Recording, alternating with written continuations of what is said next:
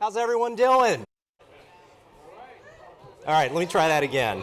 How's everyone doing? All right, that's much better. I'm Harold Kim, Executive Vice President, that's me right there, that's my picture, of the U.S. Chamber Institute for Legal Reform.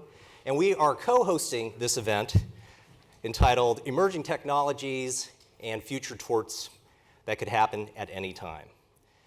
We're co-hosting this with the Technology Engagement Center at the U.S. Chamber of Commerce. I'd like to introduce my colleague, Tim Day. Tim, if you could please stand up and introduce yourself to everyone. All right, so that iconic song that just played was a great song from the 80s. It was actually covered by a Seattle band, so that's why we played it.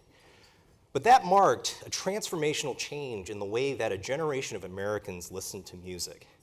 We went from FM radio to MTV, and I was part of that generation. What we're seeing now is on a much, much more massive scale. In fact, Klaus Schwab, Professor Klaus Schwab, who is the founder and the executive chairman of the World Economic Forum, has described us as entering into the fourth industrialized revolution. First happened in the 19th century with the advent of the steam engine. It evolved in the 20th century with electricity and automation. And then in the 1980s, we saw the entry of the digital age and the rise of ones and zeros. It's this fourth industrialized revolution that we are now in, which is built upon these very digital platforms over the past 3 or 4 decades. And it's an incredible fusion, according to Professor Schwab, of the digital, of the biological, of the physical. In other words, things are getting really, really smart. We have smartphones, smart cities, smart contracts, smart everything. And the question becomes, how do we as a society adjust to these major innovations that are happening in a blink of an eye? Of course, there are policymakers in Washington who were featured just last week looking at issues like data privacy. But these are bubbling up throughout the states, cities, localities, municipalities. How do we as a society adjust to these amazing new technologies that are occurring? So today, we're going to talk about these issues. We're going to talk about some of these really cool technologies, from driverless vehicles to blockchain to drones.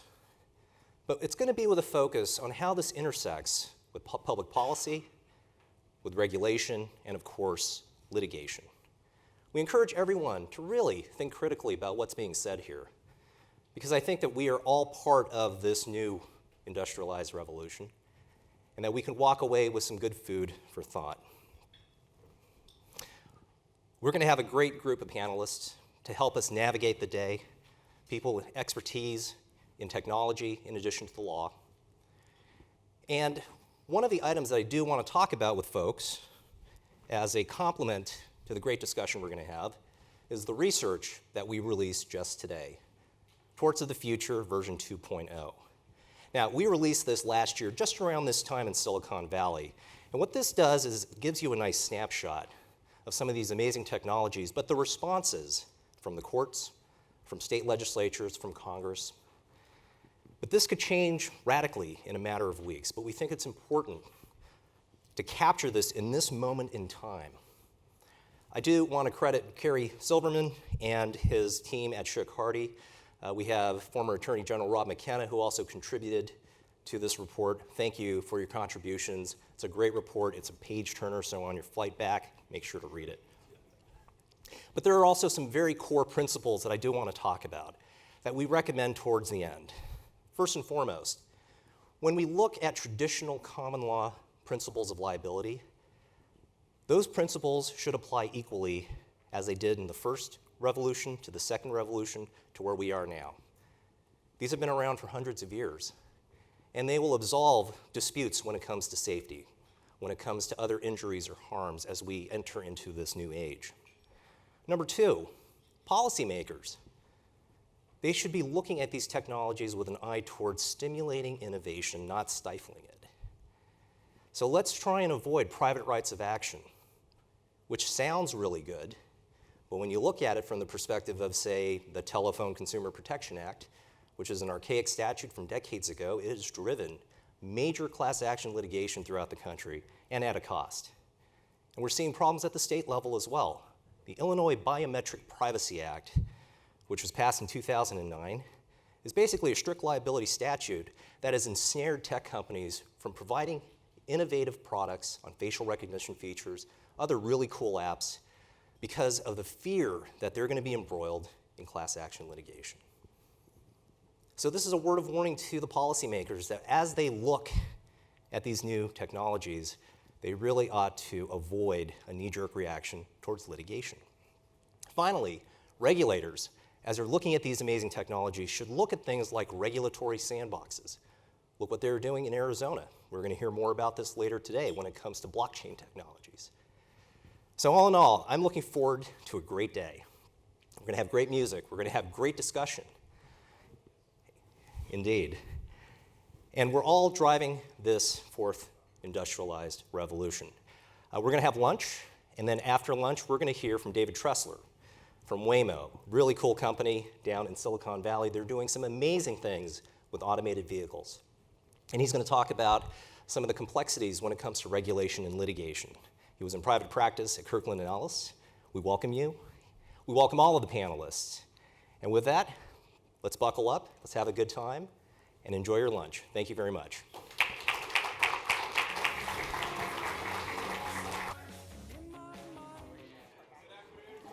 Your lunch, we're going to get started, and you can continue to eat while I tell you a little bit about the exciting world of self-driving cars.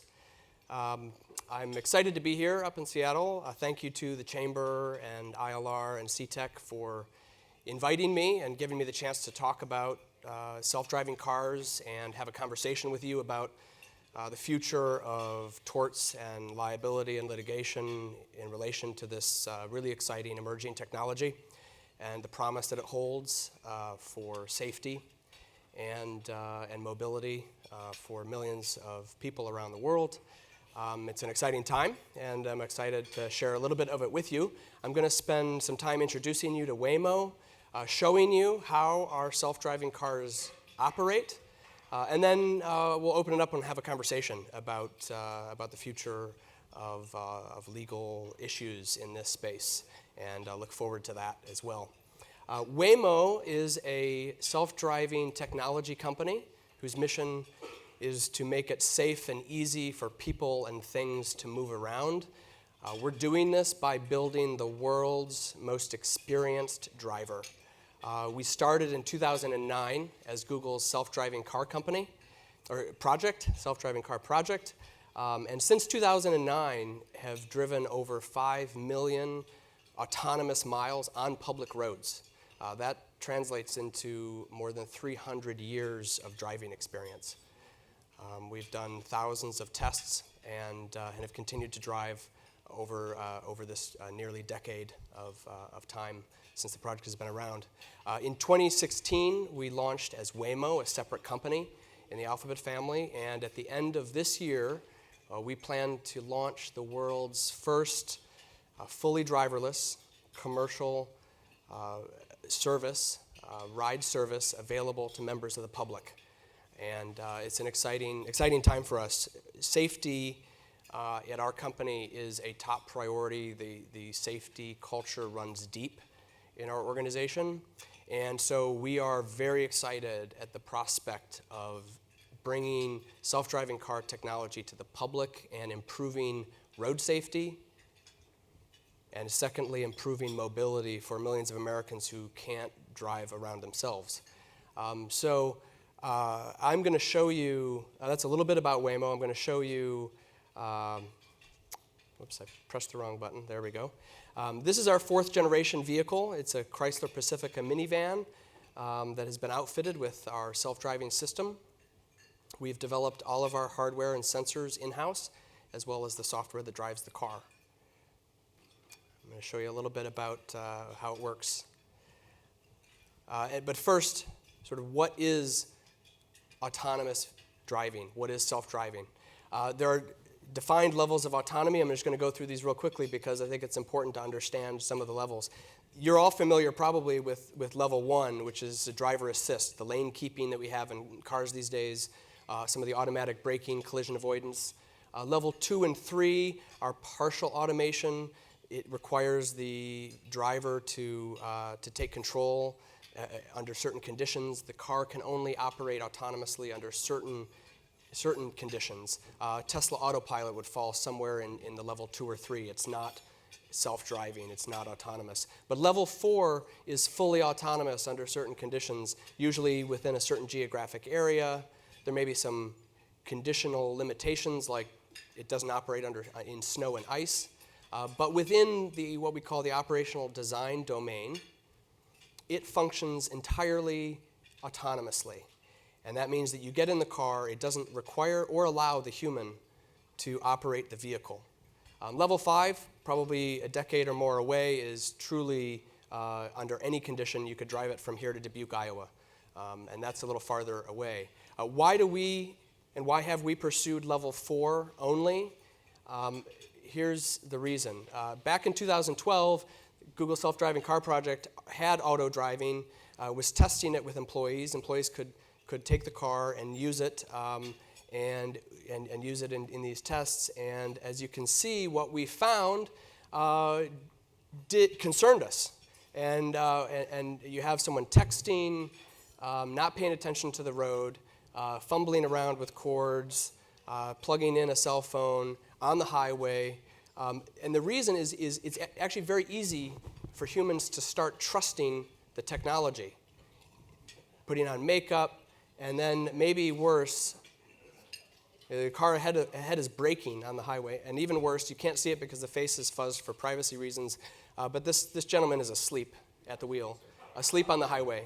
So this concerned us, and we realized and made a decision at that point, these years ago, that we would only pursue level 4 autonomy because it's the safest way for self-driving cars to operate.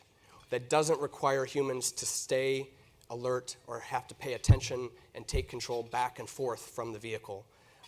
We can talk later during Q&A from a liability perspective. There's a whole host of extra layer of complexity around having to take control or not take control, when that has to happen, what alerts have to happen. Level 4 avoids that and also allows us to develop the safest kind of driving where the human doesn't have to interact. And you may have heard in media and elsewhere that self-driving cars are coming in 2020, 2021. Okay, day 1 of self-driving, are you ready? So they're here now in 2018. Waymo is driving fully driverless with no one at the driver's seat today in Arizona. Is there no one driving that car? I knew it. I was waiting for it.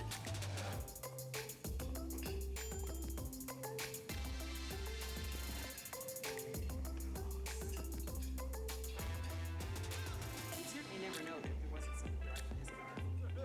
Yo, car. Selfie. Thank you, car. Thank you, car. So we were the first to do a fully driverless ride late last year. We've been testing our fully driverless on public roads since then. And we're excited to bring that in the future. But I want to talk about sort of how does it work, right? On the vehicle, there's sensors, there's software, and there's the base vehicle itself. The sensors provide the data, what's out there in the world, the driving environment, what other objects are on the road, their speed, their trajectory.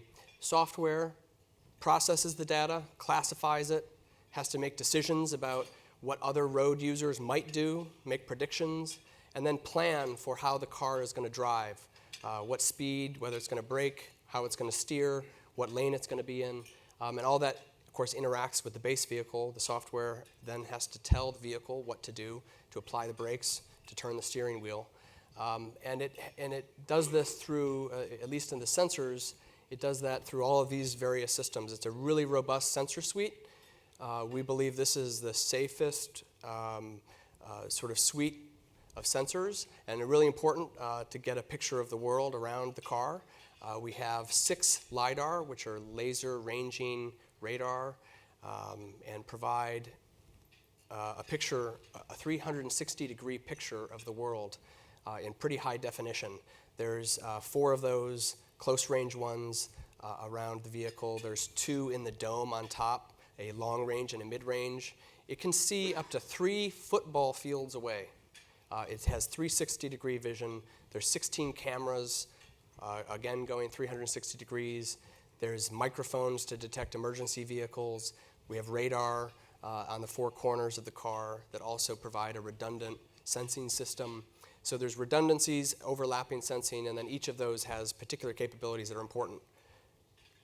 And it gives a picture then of what's around the car in the world in very complex environments. You have a bus, you have a multi-lane road, intersection, pedestrians, cyclists. There's a construction zone, which you can see is indicated on the computer diagram up at the top. It has to sense all of that, and then it has to understand it. It has to make sense of what it's seeing in the world. It also then has to predict what all of those other road users might do. Okay, human drivers can be unpredictable. People can make split-second decisions. If you look at the car to the right of ours, there's a really solid yellow line. That is the primary prediction that that vehicle is going to stay in the lane to the right of our vehicle and continue in that lane. But you can see there are some subsidiary yellow lines. Maybe that car is going to cut left into our lane, and we should prepare for that, just in case. It might turn right. And so you can see that for all of these objects, it's a very complex environment, and the vehicle needs to understand, classify, and perceive, and then predict, and then plan. And so here's an example of that in action. Press one more button. There we go. So a vehicle is approaching a crosswalk with pedestrians and a crossing guard. I don't know if you noticed at the beginning, a human-driven car going the opposite direction kind of blew through that crosswalk as we were stopping. The vehicle in this complex environment needs to sense and perceive an intent to cross at a crosswalk. It knows a crosswalk's there. It sees some people there standing there and assumes and intends that they're going to intend to cross. But the vehicle's also, so this is sort of a basic driving behavior, right? You need cars to be able to do this. There's also unexpected events. And all of the various things that crazy human drivers and pedestrians might do, you have to prepare for those, and a safe self-driving car needs to be prepared to react and respond appropriately to those kinds of unexpected situations. And here's a few. You can see the car putting up a yield fence there, the red line. It's stopping for a few chickens crossing the road. I'm sure there's a joke about that. Here is similar to the last situation. It's approaching a crosswalk. It knows there's a crosswalk. Look at the oncoming car. Okay, there's some kids wanting to cross the road on their scooters. Our car senses that, detects an intent, and lets them cross safely. Now, we might be wrong, and we might have a rude driver behind who will honk and be upset that we stopped. But better, here's the situation. Coming around a high-speed curve on a freeway, a pedestrian on the road, not on the sidewalk. But we respond appropriately, and we swerve. Someone runs out from behind a car right into the road. She's running after her unleashed dog that ran into the road. The car detected her, swerved appropriately, knowing that it did not have a car in the left lane, braked, and responded. And so that's some of the behavior that is really necessary and we've been developing and testing for almost a decade.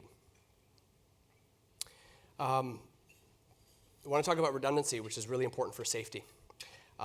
We have redundant systems for all of the safety critical systems on our self-driving cars. Steering, braking, compute, power, so that if the primary systems go down, the primary steering system or braking system goes down, the vehicle will be able to continue driving safely until it can safely pull over at a spot and bring itself to a safe condition.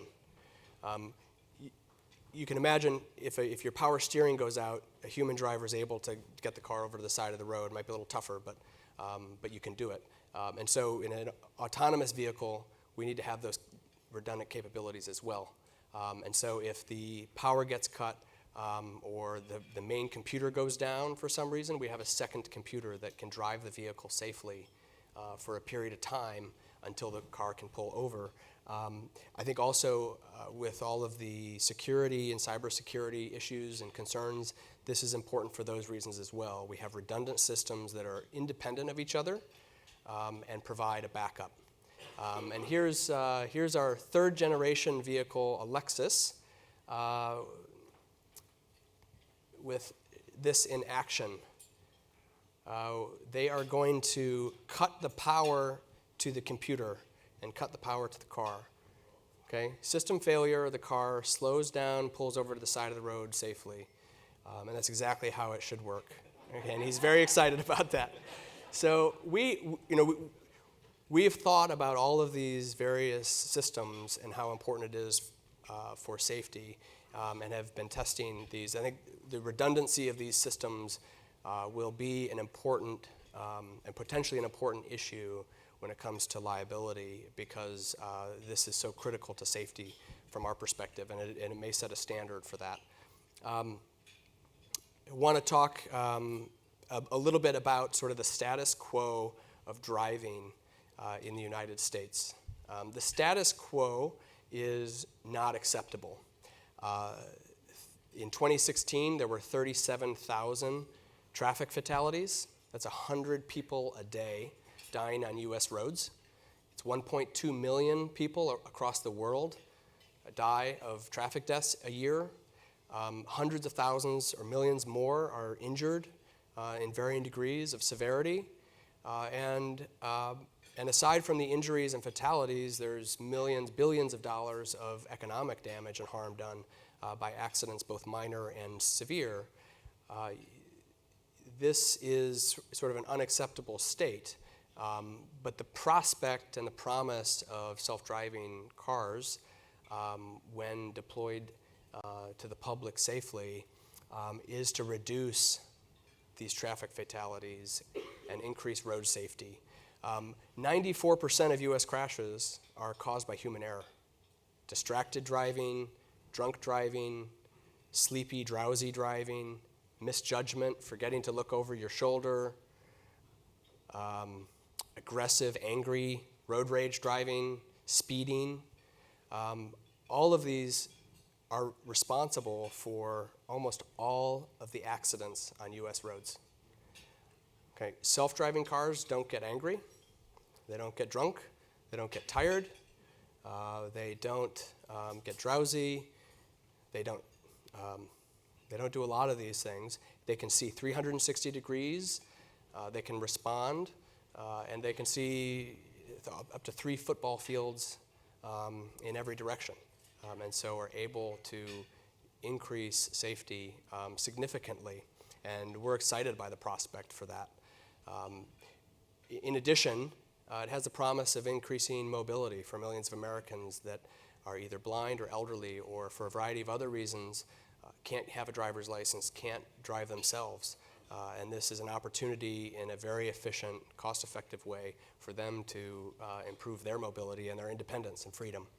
And then, of course, we all know, especially if you live in a dense urban area, that we spend a lot of time in the car, sometimes wasted time, and there's some efficiency and economic gains to be had by being able to have a car drive you to work and drive you for your commute. But I really want to focus on sort of the safety aspect and the promise of improving road safety, because as we think then about the future of torts and the emergence of the liability regimes for this emerging technology, I think it needs to be with the consideration of the backdrop of the status quo, and which is not and shouldn't be acceptable. And so I think that's an interesting part of that conversation. We also think that experience matters, and experience is the best teacher. We have almost a decade of self-driving experience on public roads. I mentioned 5 million autonomous miles. That's 300 years of driving experience. I want to talk a little bit about the testing then, real briefly. We conduct over 20,000 tests at our private test facility, a former Air Force base in California, where we test the vehicle's capabilities, both basic driving, advanced driving techniques, and then we have tests that really challenge the cars, that put them through its paces in challenging, difficult scenarios that are very rare, but we believe we need to ensure that the car can handle. And so 20,000 of those are done with our vehicle at that test facility. And then we also run our system through more than 10,000 miles of simulated driving per day. We've done over 5 billion miles already. And that puts our system and our new releases and our new development through simulated testing, where we can go for many more miles than we can do on the roads, and allows us to test and verify and validate our system and the safety of our system. And so that experience is being brought to bear in our testing in Arizona and California, here in Kirkland, Washington, and elsewhere around the country. And we think it's an exciting, interesting time. And then I think the legal issues will also be very interesting. And I'd love to take a few questions, and we can have, I think, a really interesting, here, I'll back this up. There we go. Have a really interesting conversation about the future of law when it comes to autonomous driving. Excellent. David, thank you Yeah. very much. Well done. You're welcome. Let me maybe have a seat here. And Sure. We can just have a. So at CTEC, we have been focused over 2.5 years now on the autonomous vehicle legislation. And we've been successful in getting that bill passed in the House, and we're now hopeful that we're going to be seeing a Senate bill soon. And kind of the phase 2 of our work, we're looking at getting people, consumers, comfortable with the technology and telling that story. What are you doing at Waymo and some of the things that you're doing? I think some of the polling that we're seeing, people are receptive and are excited about the possibility of autonomous vehicles, but I think there's still a lot to be learned and to get them comfortable to embrace the technology.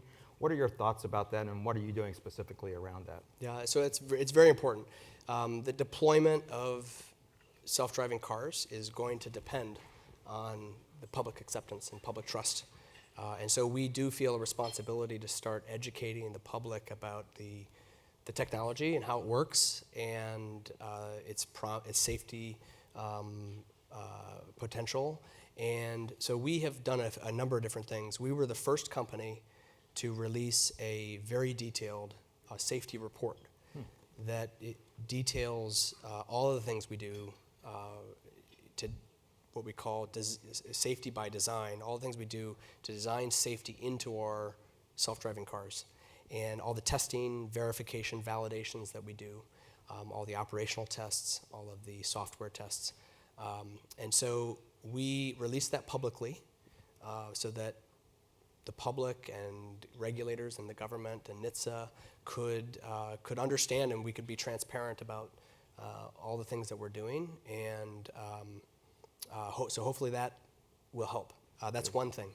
We've also launched a public campaign with partners like Mothers Against Drunk Driving and other organizations to talk about self-driving, and to have a website and to have resources where people can learn more about the promise of self-driving, and especially in regard to safety and mobility. Right. And so we've also done that to try to outreach to the public. And third, we've also launched, and you can look this up on YouTube, a Waymo 360 virtual reality where you can sort of experience the car from your laptop, and you can sort of, from the view of the car, you can see what the car sees. You can do it 360 degrees, and go to get a sense for, as the car drives, what the experience is like. Because I think what we find is that once people are in the cars and are on roads and driving in the car, they become very comfortable with it and begin to trust it. And so we have an early rider program in the Phoenix area where members of the public who are a part of that program take rides, and they can hail the car and go to the store, go to work, go to the movies and experience the driving, and we're now testing fully driverless. And in the state of California, I believe, they've just opened up grants for testing without a driver. Is that That's right. true? That's right. So California recently allowed companies to apply for a permit to test fully And you have driverless. And applied, when I have mean you? fully driverless, if it wasn't clear, it's the video that you saw. There's fully driverless is no one in the driver's seat. Right. The car is fully driving itself Which is similar to what without you're a doing in test operator. Arizona. So most of our other vehicles that are out testing, they're in autonomous mode, but there's a test operator there at the wheel. But fully driverless is the next step without a test operator in that seat. Excellent. That's And exciting. California has given companies the opportunity to apply for a permit for that. We have applied, and we believe we have the experience and the testing to show that we're ready for that in California. We've been testing in the Bay Area. It's our home, of course, in Mountain View, California.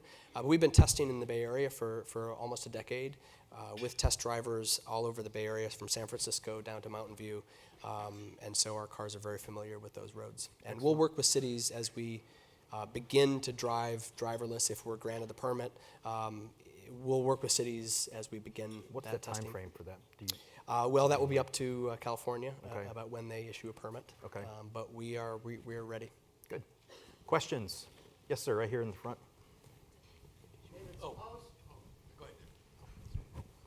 David, suppose, let me give you the use case of a murderer. A murderer is trying to escape in a driverless car.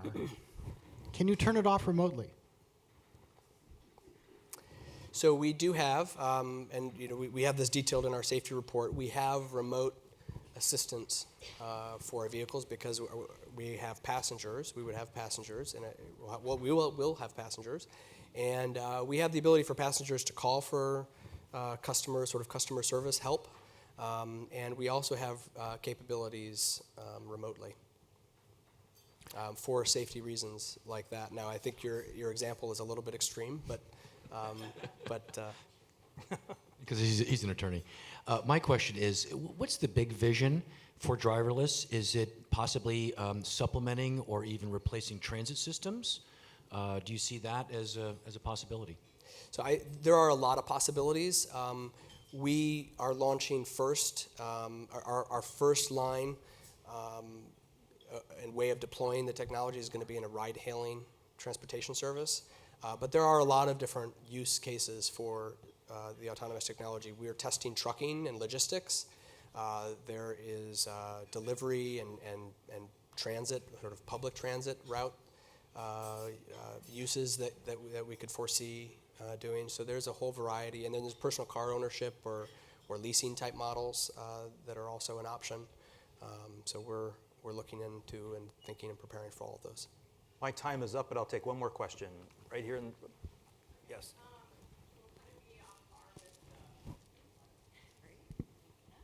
This will kind of be on par with the question of whether a murderer or someone criminally involved on the run would be able to get in one of your vehicles. Do your cameras and your software have the capability to recognize facial structures, whether it be a wanted criminal or to recognize someone that could be driving towards them that is expressing rage? Can it recognize that and pick up on those human behaviors as well as the logistical patterns that a vehicle could take, taking in account the irrational human behaviors? So for the vehicle's ability to drive safely and sort of operate in the social driving environment, driving is a social activity, it doesn't require that level of detail. And so I won't go into more detail about whether or not that's a capability, but it's not necessary and not what we need. David, thank you very Yeah, much. thank you. Pleasure.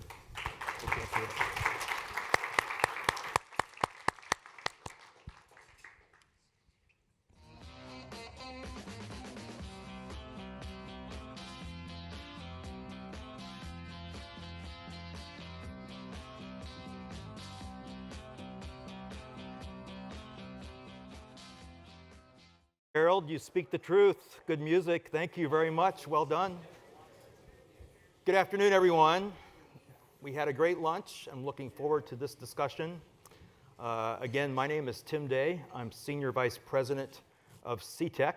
CTEC, the Chamber Technology Engagement Center, was established about 3 years ago, and we look at the role of technology in the economy and look at the impact and advocate for rational policy decisions and drive anything that drives economic growth and innovation and creating jobs as it relates to technology. So when you're thinking of CTEC, we're focused on all things autonomous vehicles, AI, IoT, smart cities, et cetera. And we have working groups established and focused on all of those issues. I want to introduce a colleague of mine, Jordan Crenshaw. Jordan, stand up. Jordan is part of my team. He joined CTEC this year. He runs our autonomous vehicle working group as well as our telecommunications and e-commerce working group. So if you get a chance, please introduce yourself to Jordan. So today we're going to be discussing drones, UAS technology, and I am pleased to be joined here by two very experts in the area and in the field. And I want to introduce Reggie Govan, and he's a former counsel at FAA. But Reggie, why don't you introduce yourself and offer some opening comments, and then we'll let Brent do the same. Okay. Good afternoon. I had the good fortune and pleasure of serving for the last 2.5 years of the Obama administration as the chief counsel of the FAA. Aviation was a new area for me. I had no prior background in aviation law or regulation. But during that 2.5-year tenure, I probably spent my first 3 months as an Ebola lawyer. And once that crisis passed, I then quickly ended up becoming a UAS or a drone lawyer simply because of the rapidly evolving technology and the desire to commercialize UAS technology. My perspective is there are really 2 or 3 really big issues that one should think about with respect to all autonomous transportation and mobility, and that applies to UAS and drones as well. And the first is really what are the relative roles of the federal and state governments for the build out of the regulatory framework. Both aviation and surface transportation are highly regulated today. They're going to continue to be highly regulated. And the real question for me is what's the proper allocation of roles and responsibility between the various levels of government, primarily federal and state, but there is a role for local governments as well. The second overarching issue seems to me is what's the appropriate balance to be struck between the public thoroughfare, if you will. For drones, it's the navigable airspace, and private property rights. And then third, since it is a regulated area, one I think has to think about what's the appropriate role between the federal government and the private sector. I have a bias, even though I served in the Obama administration. I can fancy myself something as a free market Democrat, probably one of the last left. But nevertheless, as you know, there was a big debate in the last 3 or 4 years around the so-called privatization of air traffic control. Air traffic control is an organization where the federal government owns and operates the air traffic control system for manned aviation. And there was a move underfoot to shift that from the FAA to another government organization, but it was under the rubric of privatization. I think that was the wrong debate. I think the debate ought to be, we're in the midst of a very significant and dramatic technological transformation. And who do you trust to manage that transformation and to steer it? And so what is the role of the federal government versus the roles of companies like David represents that have unbelievable expertise in technological transformation in both the development of the technology and the commercialization of those technologies. Thank you, Reggie. And next, Brett Hoffman from XL Catlin. Great. Thanks, Reggie. Thanks, Tim. Thanks to everyone for having me. So just a little bit of background. I'm an in-house lawyer with XL Catlin, and for those of you who aren't familiar with our company, we have a pretty large geographic footprint, insurance, reinsurance company throughout the world. Significant presence in the U.S. and Lloyd's over in London, also down in Bermuda, but also in Europe and Asia Pac as well. our CEO, in fact, often talks about how insurance needs to be a little more fast-moving and evolving and quick, because we're not exactly known for that in the insurance realm. But I can safely say, if you look into our company, we kind of pride ourselves on innovation and trying to be at the front edge in terms of our insured's needs. So the group that I manage is a bunch of lawyers that sit in the UK and the US that worry about liability issues, and God forbid you're talking to an insurance coverage geek here, we also worry about insurance coverage issues. And in terms of drones, where we put it in the bucket is exactly, it fits in with what David was talking about earlier and what Tim was referencing, is in terms of autonomous vehicles, the Internet of Things, cyber risks, which is a big area for us. We think of that all in kind of one bucket, and in some respects you can think about some of the liability issues and where it goes in the coming years for drones, similarly to how you would think about legal issues for autonomous vehicles as well. So we're concerned about it, one, from how those issues will emerge. We're also concerned about it because of the large insureds that we have across a variety of sectors, and as everybody knows, drones, it's really kind of runs the gamut in terms of their future capabilities, ranging from recreational all the way through the most sophisticated, whether it's medical, construction, agriculture, et cetera, but also in the insurance area and disaster relief. So as many of you in the room know, and certainly those in insurance, last year was a very busy activity, unfortunately, not for the insurance industry, but for our society in terms of hurricane activity. And so the other angle that we have, before I turn it back over to Tim, is utilizing drones when it comes to managing claims, underwriting risks, et cetera. And we can get into it in a little more detail, but some of the issues that Reggie talked about in terms of the unsettled nature of the regulatory framework for drones presents a number of insurance challenges as well. Thank you. So one of the things I find interesting is just how this technology has really permeated every sector, industry, and the different uses that we're seeing as it relates to this technology. Can you, maybe let's talk about the sectors that you're working with and some of the applications that you're seeing being developed and some of the exciting breakthroughs that are being benefited from UAS technology.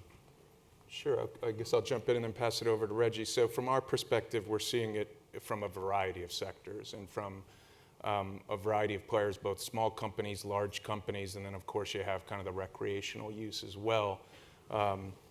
In terms of some of the areas where we've seen focus in the past, of course, is surveying, whether it's in the construction realm or architects and engineers, which is a big space for us, but also in terms of agriculture and the potential uses there, again, from a surveying point of view, from a crop spraying point of view, et cetera, and where that'll go in the future. In terms of the insurance applications themselves, it's been a useful tool so far, more in the personal lines area, where you have claims such as roof damage from a hailstorm, right, or from wind, and not being able to adjust that claim quickly. We're, of course, concerned about service store insureds turning around things quickly, and in the personal lines area, that can be a great benefit. In the commercial area, where we have industrial facilities and things of that nature, where it might be difficult to get to areas, I think that's a really exciting area for drones as well, whether it's remote areas to deliver medical or disaster relief, those type of things. Very good.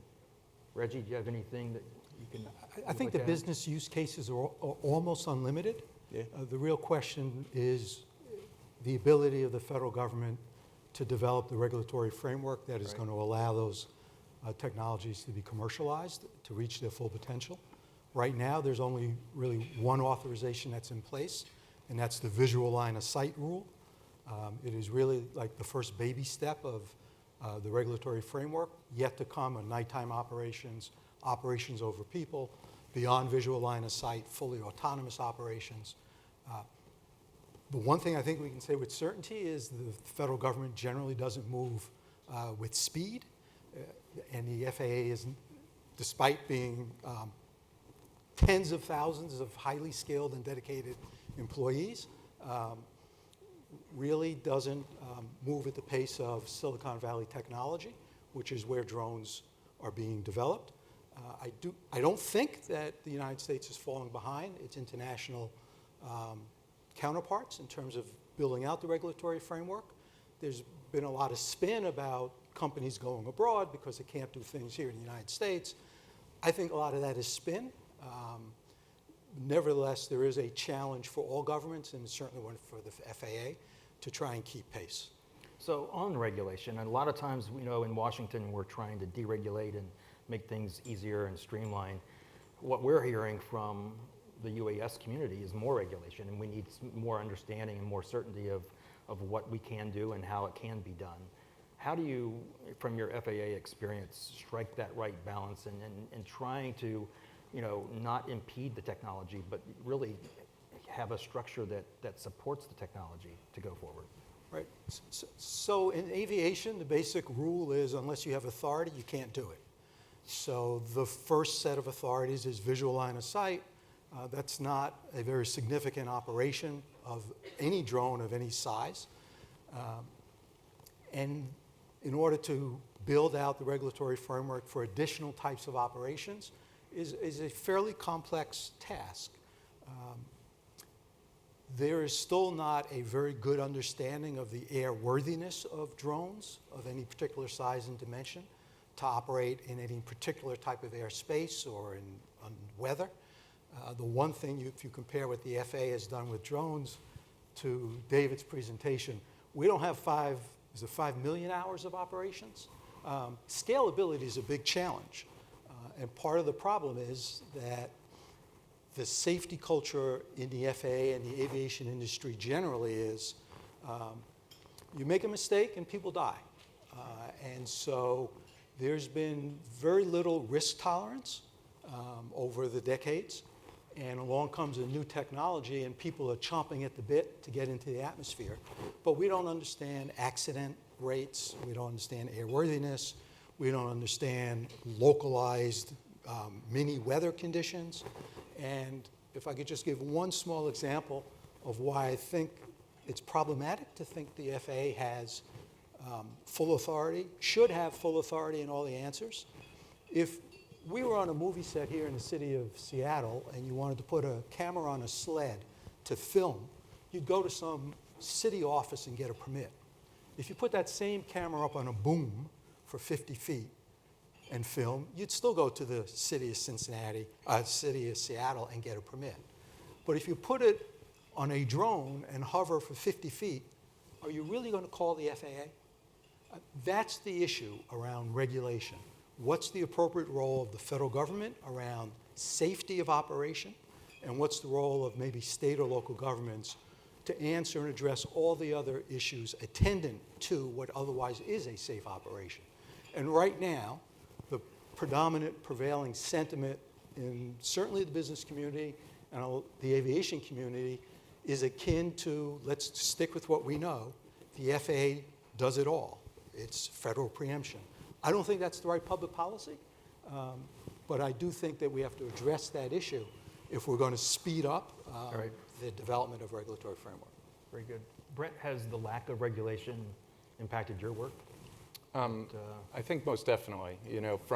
Just from a general point of view in insurance, picking up on what Reggie was saying, insurance, if you look at the legal issues that'll come out of this, you have to, right now, it's really a law school exam. You've got federal regulation and some very complicated issues about federal preemption over state law. And the FAA has, in fact, I think, come out and said that it doesn't necessarily think that it should be acting in all the areas that could be impacted. And some of the other areas are, some of the obvious points in terms of privacy, trespass, the cyber attacks that we worry about all too much nowadays, and has been a really big issue the last few years. But then you got to turn to state law, and there's quite a few state laws on the books that address drones now, and it runs the gamut. Some of it deals with criminal, some of it deals with civil, but then you also fall into the common law. So the reason I hit those 3 buckets, and the common law being traditional tort law, somebody sues because of a bodily injury or property damage. That's not an issue typically of federal law. It's going to be state law, as Reggie and I were talking about earlier. But it presents a lot of uncertainty as to how these issues can play out. And you are looking at, a claim person. I'm not an underwriter. The old joke is that a claim person would never write an insurance policy because we're always worried about, the risks that you take on as the company.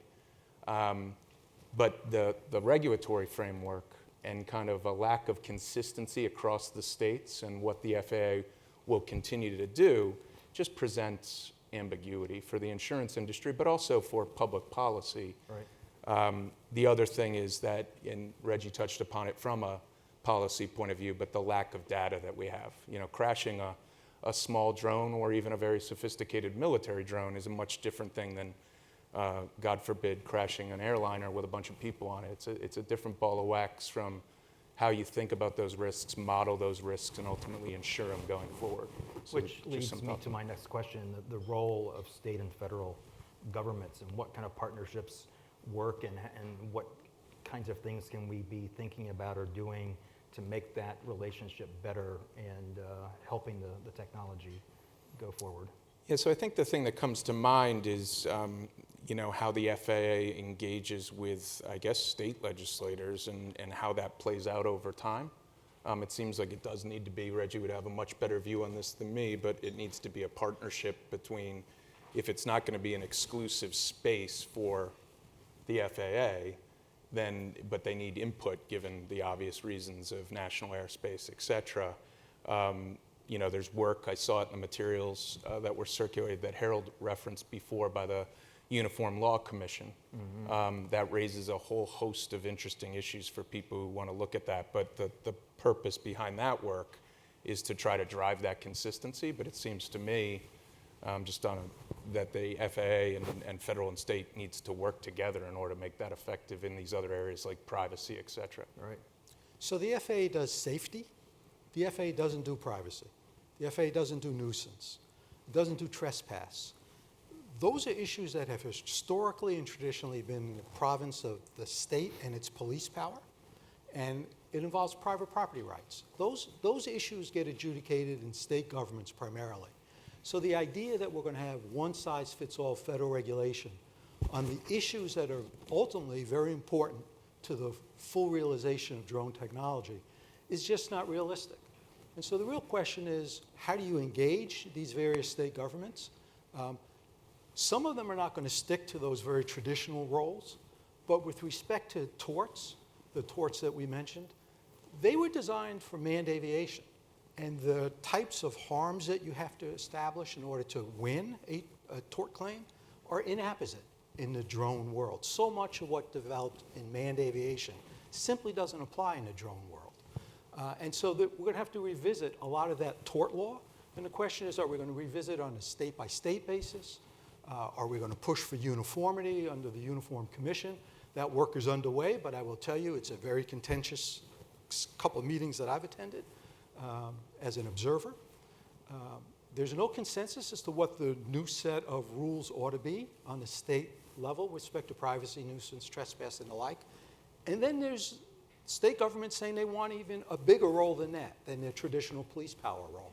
There are state governments who believe, and I happen to agree with this, that if a state government can say to you when you exercise your First Amendment right to hold a march at home in your city, that you have to come to us and get a permit because we can regulate the time, the place, and the manner of your exercise of your constitutional rights, that perhaps we can also regulate the time, place, and manner of your overflight over private property, for example. The FAA's rule today is all drone operations have to be between 0, which is your blade of grass, and 400 feet, which is pretty close to your backyard if you think about the drone buzzing around your neighborhood.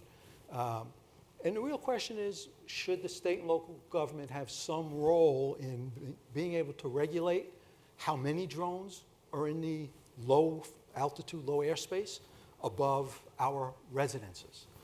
Right now, the answer is no. Everything's preempted by the federal government. But there are states who want a bigger role than simply redefining privacy, nuisance, and those torts. They want time, place, and manner restrictions, and that's a open area. Absolutely. And I mentioned a little bit at the beginning, we are in the beginning stages of the FAA reauthorization legislative process now. I've got a team on the Hill meeting with Hill offices and trying to get a handle on some of the amendments that we're going to be seeing as it relates to UAS technology. So we'll be posting some of that work on our website, so keep tabs of the work, and we'll keep everyone posted as we know as how that develops. So questions from the audience? We've got some time here. Yes, right here in front.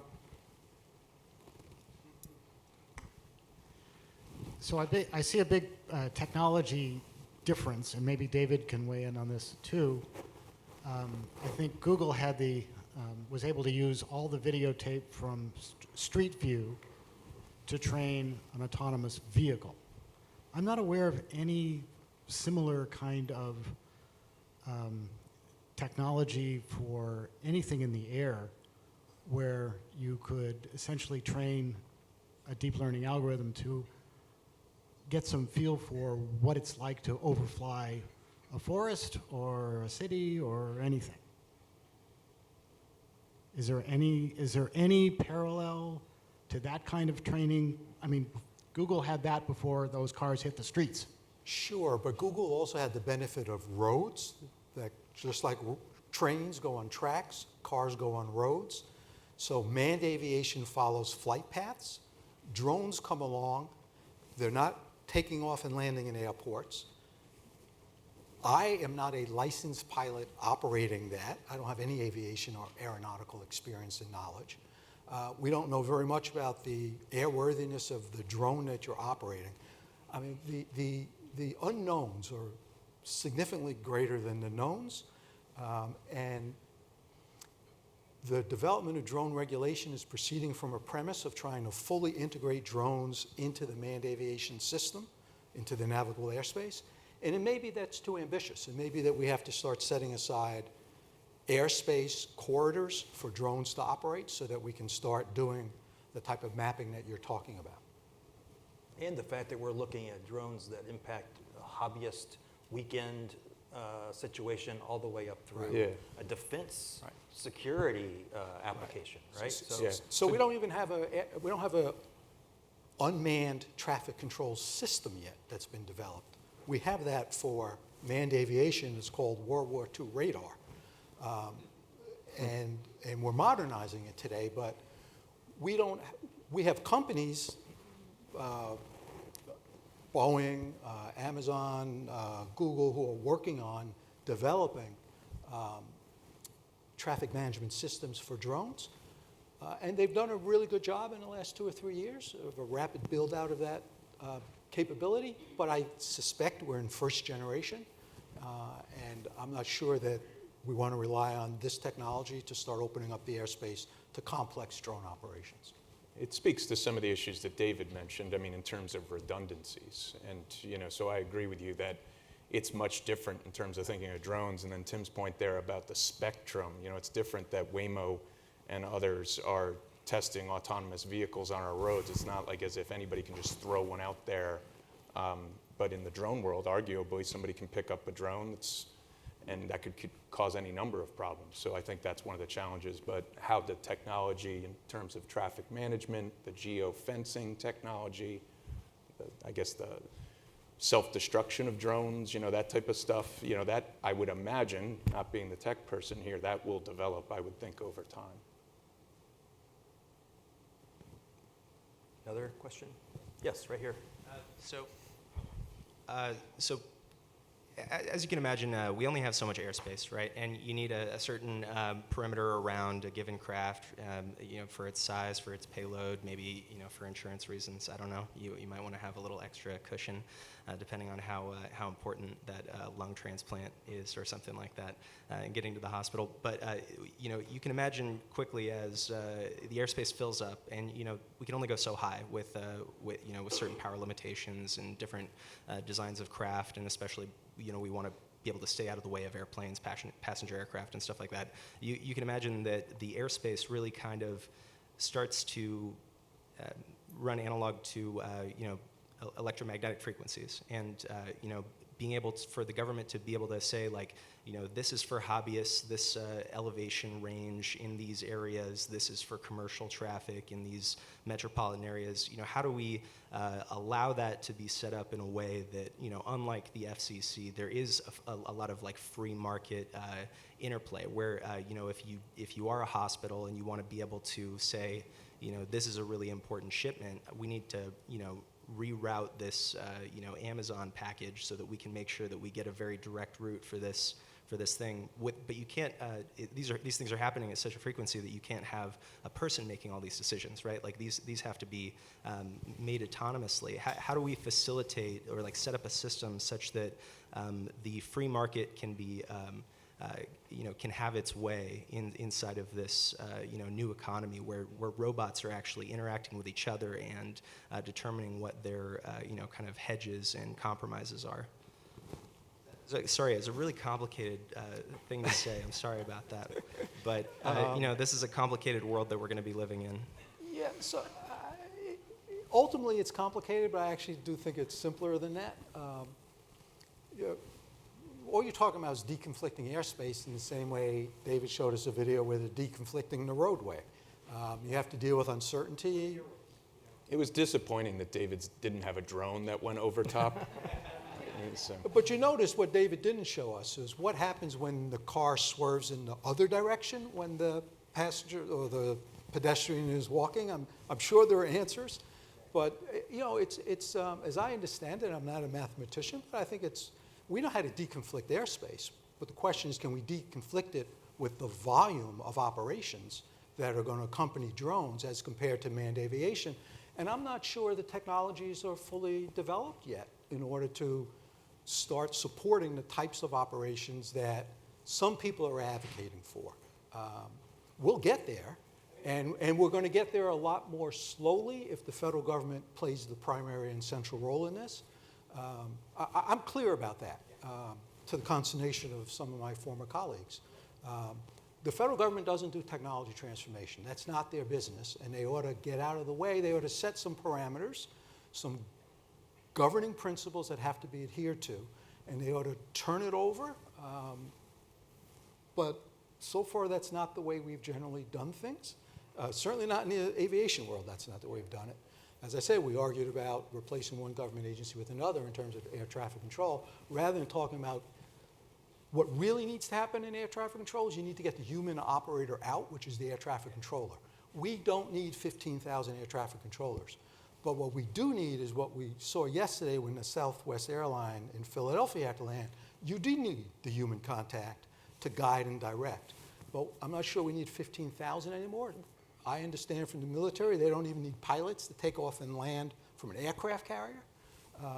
So the government is always going to be one step behind, and the question is, how do we marry what the government does well with what the private sector does well? I think the challenge for us here today is not to oversell what we in the private sector do well. We have to accept there are going to be rules of the road, no pun intended, and some of them are going to crimp our business models, but that may be the price of doing business in this new age.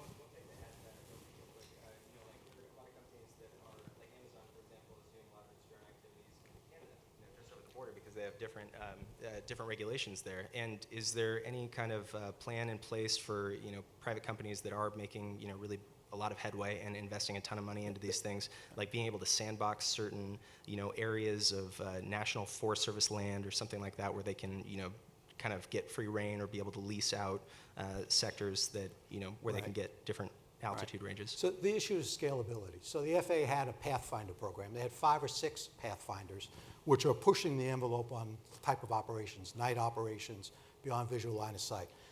They had 5 or 6 test sites where these types of experimentation would occur. They probably needed 50 or 100 in order to get the functional equivalent of 5,000 hours of operation with an autonomous vehicle.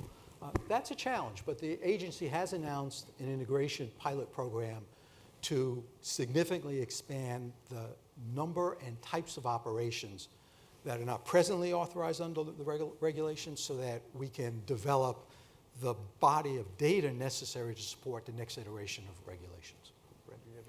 Yeah, I think the only thing I would add is totally appreciate where you're coming from in terms of speed and Reggie's point about how the federal government and regulation works, but the other factor here is obviously litigation that the Chamber and ILR worry about. But in the absence of some of that, you're going to see as drone activity picks up, I'm stating the obvious, you're just going to see more and more litigation and just common law issues coming up. So that could force government's hand as well. And because you're taking the human operator out, I think you're going to see a lot more litigation against manufacturers of the component systems.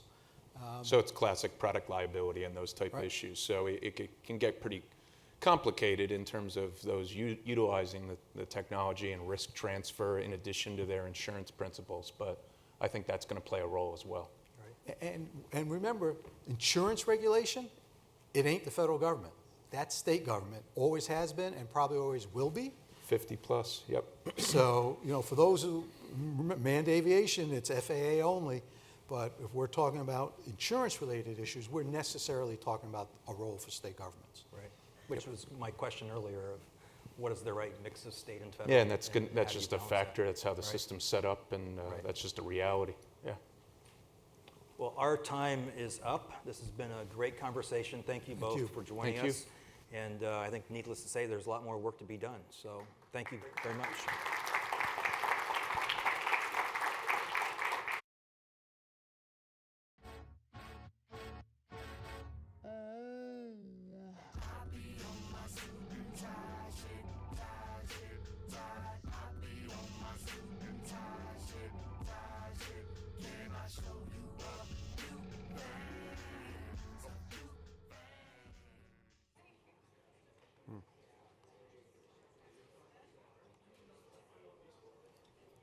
Okay, I think I have about 15 minutes to hopefully engage all of you in thinking about what's the future of technology.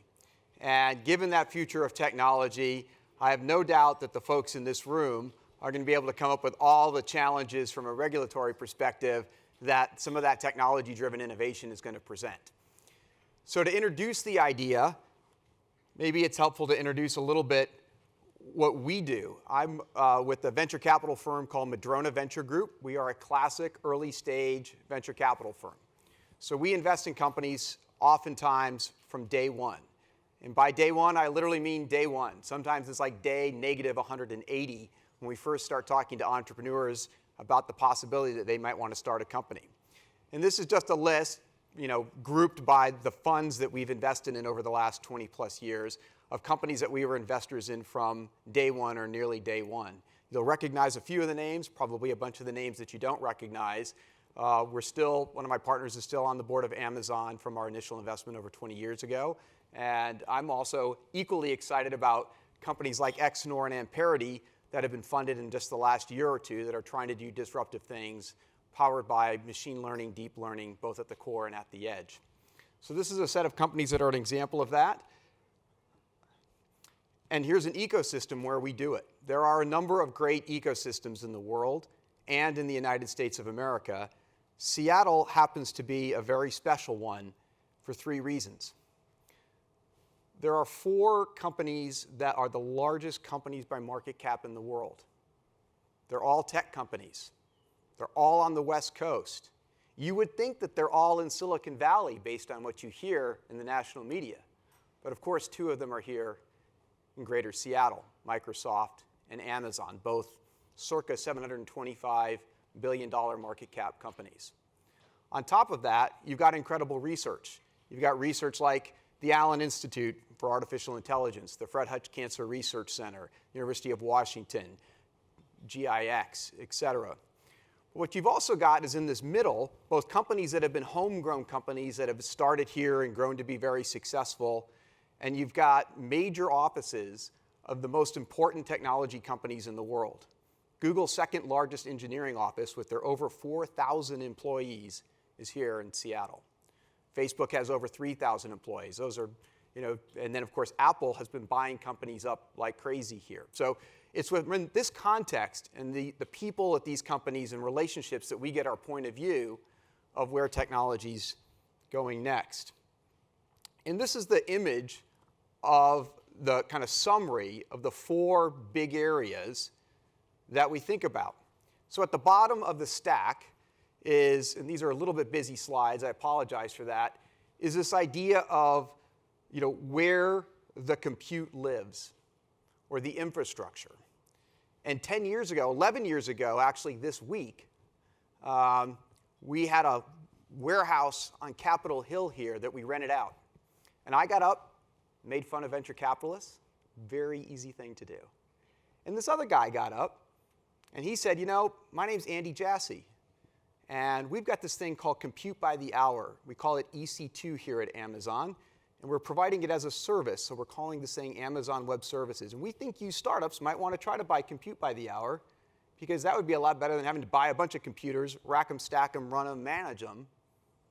And that was the launch of AWS. Now, 10 years later, the world in that category is evolving again from, not to get too technical, an era which was, how do I take a virtual machine and operate it as a service in a cloud? That's what AWS fundamentally is. To how do I take an even thinner layer, a little shim which we call a container, and take that containerized service with a lot of other small services. We can call those microservices. And then we can have this other thing, which is like these little event triggers, like these little if this, then that statements, and have event-driven functions, like a Lambda function on AWS or on Azure. Azure has Azure functions. And bring that all together for a fundamentally next-generation infrastructure platform. And again, the kind of companies that are spinning out to create that kind of opportunity are companies like Heptio, which came out of Google Seattle, which invented the way to manage those containers. So that's the infrastructure. It's the nerdy, geeky, sometimes overlooked stuff. But of course, here in Seattle, which for many reasons is the cloud capital of the world, we focus on it. The next layer is intelligent applications. Every one of us uses intelligent applications in our consumer lives every day. You do a Google search, it's an intelligent application. You do an Amazon product recommendation, you see one, that's an intelligent application. Spotify, the music they're recommending to you, Netflix, the movies they're recommending to you, all of those things are using massive amounts of data, much of which you've given to those companies for free, and they are using, combined with well-trained algorithms, to make predictions and recommendations to deliver results that are far more intelligent than the way they ever could have possibly done it before without the data, without the massive compute power behind it, and the data scientists that build those algorithms. That kind of application is going to take over every type of application in the world.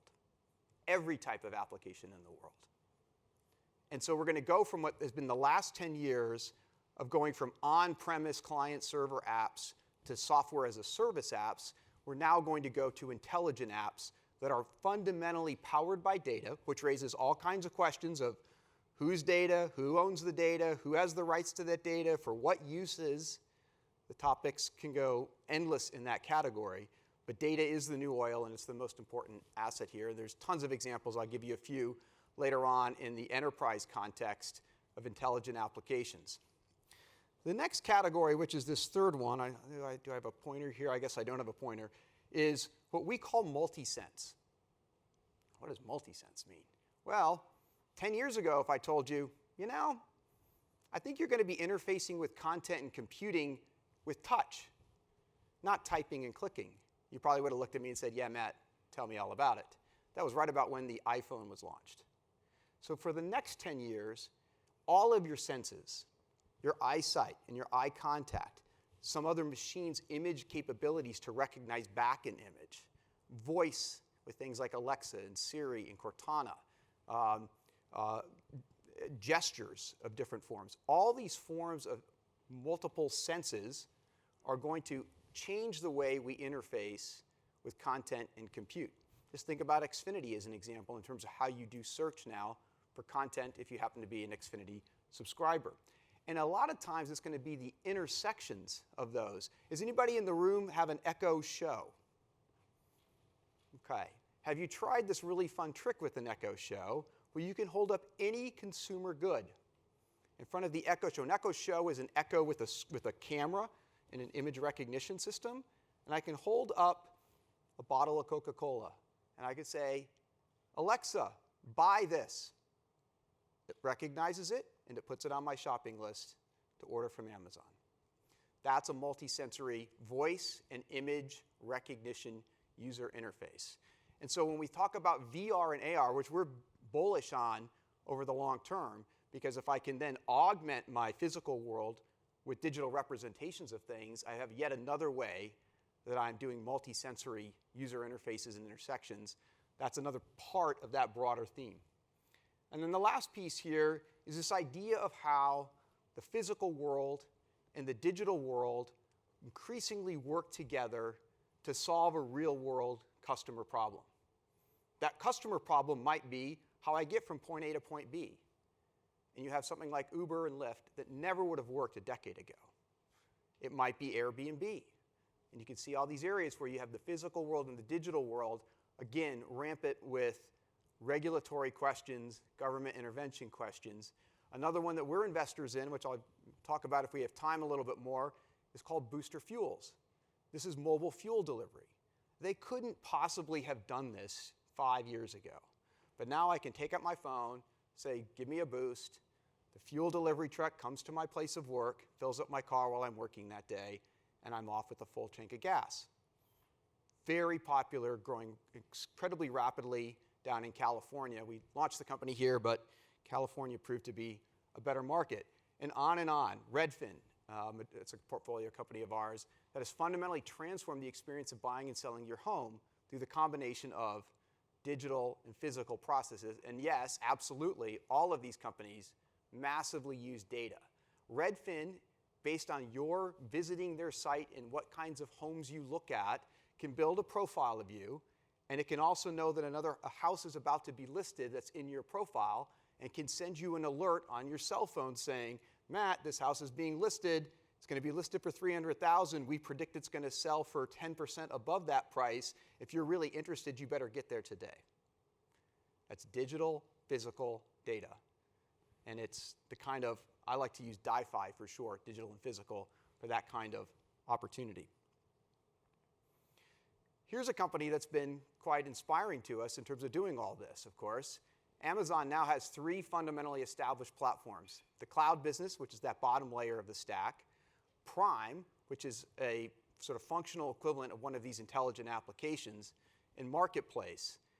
But they're also now working on this digital physical stuff, as you can see, with the story on all of that, for those of you that are less familiar with it, is a guy named Steve Kessel. We happen to be college classmates. He led the team that built the Kindle, sort of launched their, quote, digital business, and then years later started over from scratch with this idea of how, if we were Amazon, would we take all of the things we know from the digital world and make a fundamentally better consumer experience in the physical world at a bookstore? Note the irony, a physical world bookstore. And they launched it here in a neighborhood over by the University of Washington, at University Village Shopping Center. And when you go into that store, it's maybe a little bit subtle, but almost everything they do is different from a traditional bookstore. How they organize the books, the lack of prices on the books, the fact that some of those books are organized by 4.8 stars and better on Amazon.com. The fact that you pay a different price if you're a Prime member versus not being a Prime member, on and on and on. Digital world, physical world. And then, of course, Alexa has become the sort of early leading platform in voice-based and having a voice platform.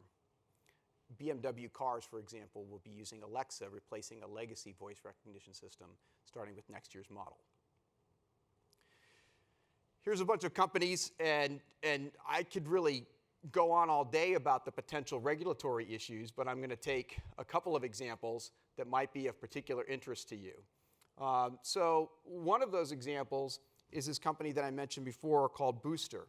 So imagine that you're a no-name company and you go to the governmental leaders and you say, we want to fill up people's cars with gasoline at their places of work.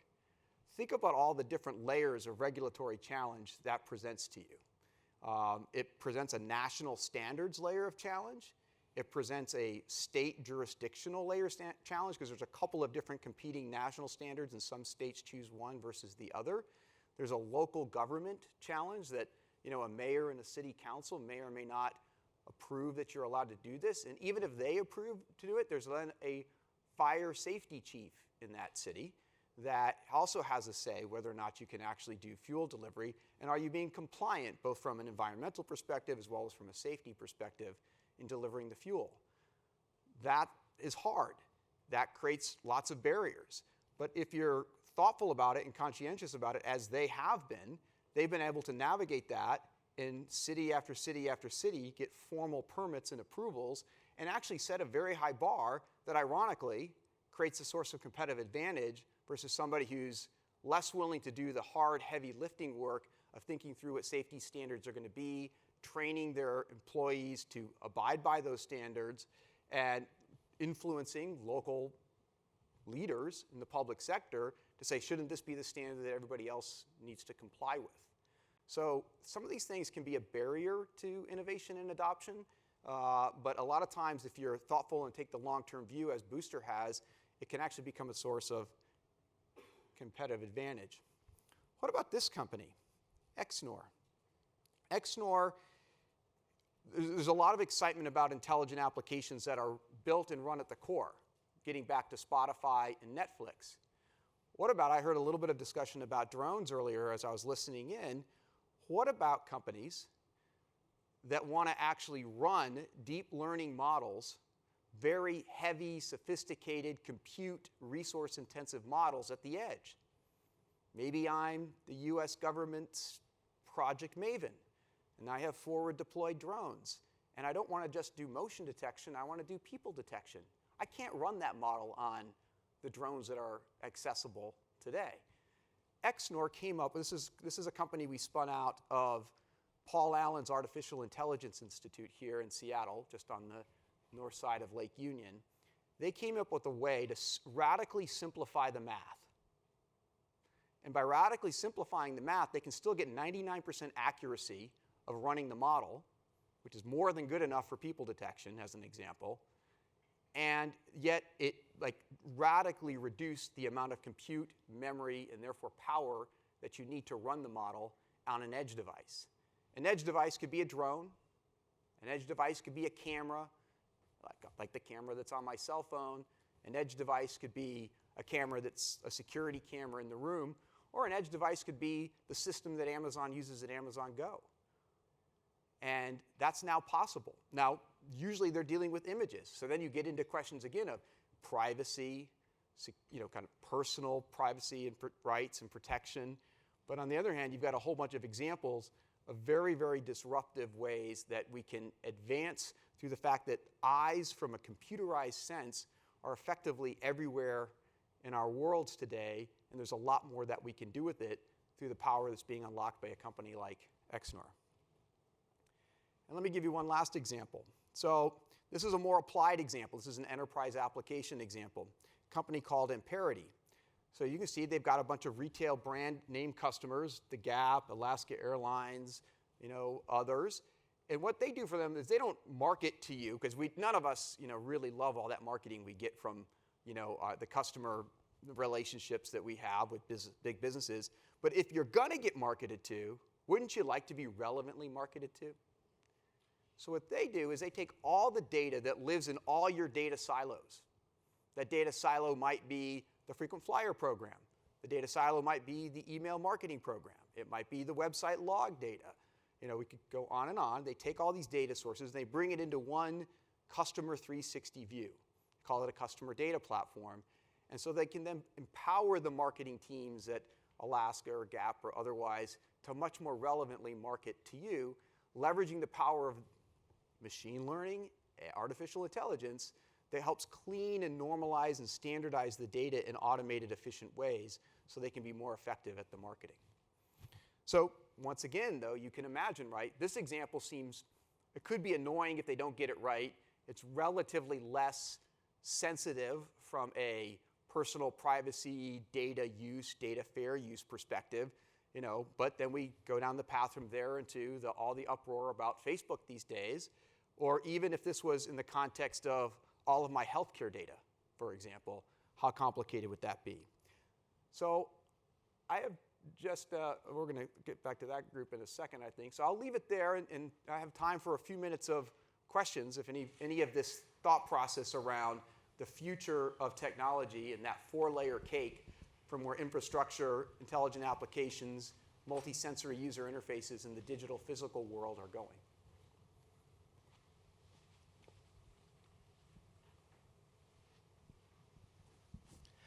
Thank you for bringing up this topic today. What is your opinion on the next generation of technology that's you're not seeing the startups really talk about yet, that are kind of in stealth mode when it comes to deterministic machine learning, which is not the typical way of machines learn, but they already know. What are you seeing in that precognitive, predictive area of AI? What have you seen so far in this area of Seattle or outside? I think there's both some research that's going on at the University of Washington Computer Science School. Professors like Carlos Gestrin, who's the Amazon professor of machine learning, has done some work in that area. I think that Pedro Domingos is also, who wrote The Master Algorithm, which is a very popular book on kind of all the different schools of thought within machine learning and how they might become kind of unified into a master algorithm, has done some work in that area. I don't think that's really the focus of what the Artificial Intelligence Institute's doing. I mean, they're working on more some natural language, like their future-oriented projects are more around how do we advance the state of the art of natural language processing with their semantic scholar projects. I think that's less of a focus there from the things that I'm aware of there. But I would say it's mostly in academia today as a early research area.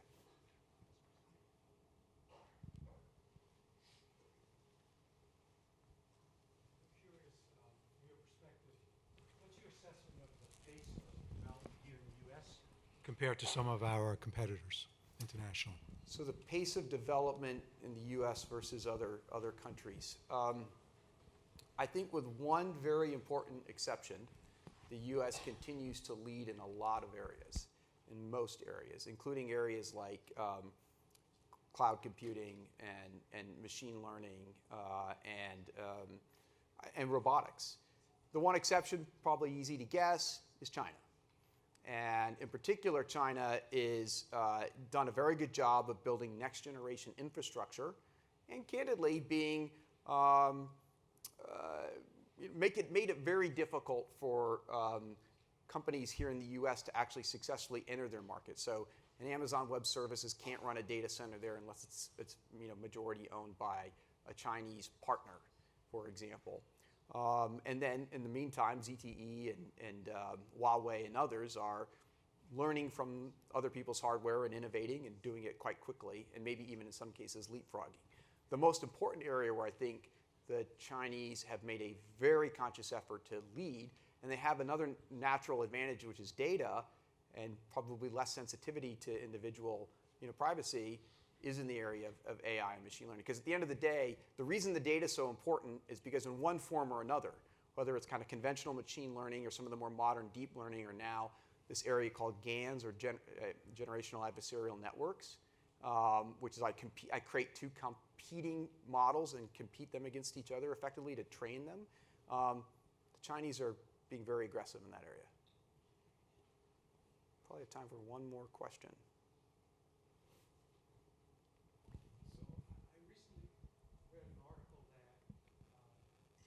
There's a development in computing, and I can't remember the label, but that it is going to make obsolete the various cybersecurity protocols that we presently have.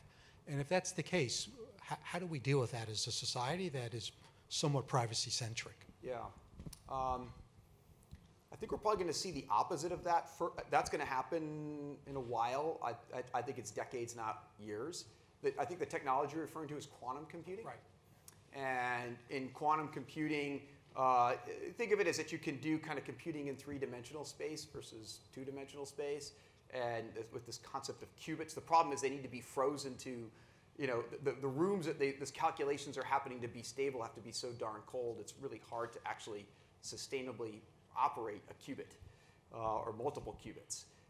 That time will come. Microsoft's a big believer in this. Google's a big believer in this. That in the fullness of decades, that's going to happen, and then that would be able to break sort of cryptography type solutions. I think in the near term, we're going to actually see more cryptographic protection before they can come up with the qubits to break it, that's going to exist for a variety of reasons around privacy and security. The one other thing that I'll just briefly mention, I know I need to stop, is another area of great debate, and there's plenty to be skeptical of, is this area of the so-called blockchain. And in that area, the most important thing to remember is that you're creating a different kind of asset, and it is a digital first asset. And you're trying to create it for some purpose that's by definition a distributed, trust-shared network where I can, in theory, reduce some kinds of friction because I have this distributed, trust-shared network. And there's going to be a lot of things that end in tears in that technology and business model area, but there are going to be some things that end in quite a bit of innovation and the reduction of friction. Think about title insurance as a very obvious example, but also think about things like, I'll end on this, check out something called CryptoKitties. How many people in the room have heard of CryptoKitties? Impressive, more than I would have expected, actually.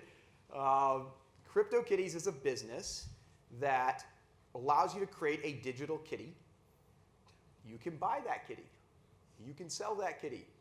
You could offer your kitty with another kitty to sire yet another kitty, and you can get paid for it. But they're all digital goods that are a unique representative, the DNA, as it were, of a digital manifestation in the form of a cute kitty cat. And so there's things like that, and when you take things like that in the digital world and you marry them with things in the physical world, like, say, celebrities, that could become very, very interesting businesses over time. With that crazy thought, thank you very much for listening to me.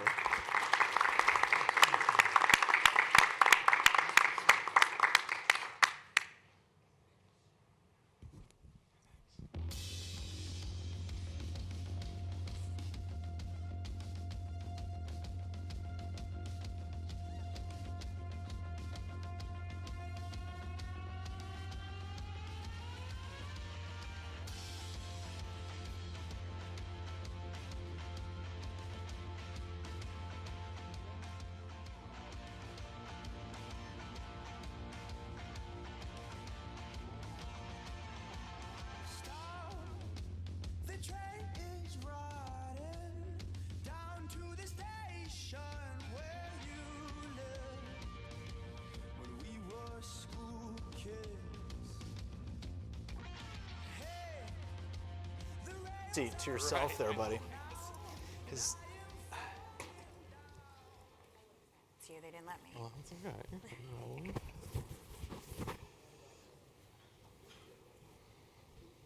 Good to see you, Harold. I'm just looking for the high sign. Are we ready to start? Okay, great. Well, welcome everybody. I'm Rob McKenna, a former Attorney General of Washington State and a partner at Orrick, Harrington, and Sutcliffe, where I have the pleasure of working quite a bit with the folks at the U.S. Chamber of Commerce, including the Institute for Legal Reform and CTEC. I'm really happy to have you all here. Thank you very much for being here for the second annual conference. Last year, we were, as Harold mentioned, we were in Palo Alto for a very successful meeting, and we're delighted to have you all here today. I have the privilege of moderating a panel with a couple of very distinguished guests to talk about healthcare. And the implications of all the technology we've been talking about today for the healthcare sector. Of course, that's a sector that knows a lot about legal liability, unfortunately. But there's a lot of hope as well, I think, and we're going to have Megan and Max talk about some of the places where we're hopeful that the advent of artificial intelligence, robotics, wearable devices, even virtual reality, will have positive ramifications for patient safety, drug efficacy, surgical precision, and all of that adds up to less of this ending up in the courtroom, which is probably bad news for guys like me now that I think about it. But I'm in favor of it, so we're going to talk about that and tease that out as much as we can. I do have to apologize that Nick Desai was unable to join us today, had an emergency come up. Rick Desimone, who some of you know from his years in government service, also had a family emergency come up, but fortunately, Max was able to sub in for him. Max, we really appreciate that. Happy to be here. Thanks. Thank you so much, particularly at such short notice. And Megan Gaffney-Buck, thank you very much for being here on behalf of your company. What I'd like to do is ask each of you to talk about what you're working on, just to give everyone some context, even though you can look at their backgrounds, or at least Megan's background. You can look at Rick Desmont's background and apply it to Max if you want. But look at it in your app and understand their biographies. But Megan, why don't you start by talking about what's going on at Veda and what we need to know about it. Happy to. So Veda is a relatively new company in the healthcare space. We've been around for 3 years now, and we focus on bringing some of the nascent technologies in supervised learning, unsupervised learning, and other AI techniques from academic science to the healthcare space. So one of the things that we talk about a lot at Veda is that the astronomers and the other academic mathematicians on our team have a lot of experience with really messy data. It's got lots of holes. It came from different places. None of it's formatted correctly. And it actually looks a lot like the data that exists in the healthcare space, whether it's patient data, claims data, or data about provider network efficiency. We can bring to bear efficiencies within the market that reduce the administrative overhead that's crushing healthcare. And so the things that we're thinking about and what we're really interested in terms of conversations we have with CTEC and the industry at large is how can we leverage these new technologies in a space that is highly regulated without knee-jerk reactions towards overregulation in terms of both privacy, but also the technologies that we build our companies upon. There's a lot of conversation about regulating machine learning generally.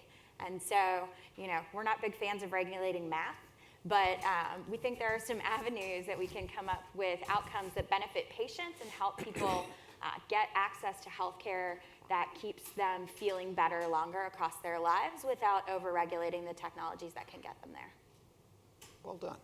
So Max, what are you and Rick and the team working on these days in this space? Yeah, so the Desmond Consulting Group works on a federal policy advocacy portfolio on behalf of a coalition of life science industry clients here in Washington State and across the country, and with a particular emphasis on biopharmaceutical companies and drug development firms. So the issue set that we work on ranges from Medicare, Medicaid reimbursement rates to FDA regulatory processes to patent IP protection laws.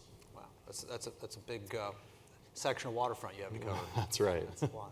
So in terms of your clients' concerns and then in terms of your industry concerns, Megan, where are they right now around legal liability, and how do you think emerging technologies can positively influence that? Yeah, I could talk about it from kind of both sides of the coin, right? I think there's a positive here to talk about, but also things that we kind of keep our eyes on.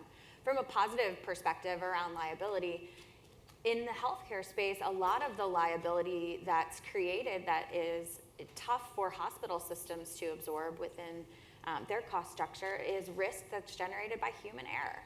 And there is a real place for technology to reduce those risks, reduce liability, and make it easier for hospital systems to deliver care at a cost that makes sense. And so that's where we see the promise in terms of reducing liability. On the flip side, we are all concerned about privacy. Everyone's concerned about individual patient privacy, but one of the things that we have to be careful of in the process is making sure that the regulation doesn't get out in front of the technology. There's a lot to still be determined about the kinds of decisions that AI and machine learning can bring in terms of reducing risk. And one of the things I talk about is robotic surgery, right? Years ago, people were very scared, and there was a hesitation to have a robotic surgery versus a fully human surgery, right? But having a doctor felt more comfortable. But actually, once you look at the data, and there was a trail of data behind it, the risk is actually reduced with the technology brought to the market. So we don't want to see litigation or regulatory pressure to do things to keep technologies from growing in industries that we don't have the data yet to understand where the possible positive impact could be. Yeah, I think that's really crucial. Unfortunately, as human beings, we tend to be more sensitive, perhaps, to the idea of robots and robotics and maybe less tolerant of fault there. An example would be the recent incident in Tempe, Arizona, where an AV struck a pedestrian who was killed. And there was a very strong reaction to that, even though the data shows that these vehicles are going to be much safer. You cannot completely eliminate risk, and you will not completely eliminate accidents. But humans aren't very good about assessing such things often. And I often think of the vaccine example, where you have, these numbers are very rough, but as I recall, you have about a 1 in 1 million chance of being injured by the whooping cough or pertussis vaccine. It's roughly at 1 in a million where a child might be injured. But the risk of suffering brain damage from actually having the whooping cough is 1 in 10,000 or 1 in 15,000. So that's a really easy call. You want to get the vaccine, even though there's a small residual risk. But people often don't get their children vaccinated. Similarly, very strong reaction to the autonomous vehicle accident, even though we know that technology is going to save a lot of lives overall. So translate that to the medical field. Do people, and do you see this in the law as well, do they apply a higher standard to surgery performed with robotics than not? Or are people now used to that? And so they're saying maybe even if you don't use the state-of-the-art robotics, then that's negligence because you could have. I'm curious how that's playing out.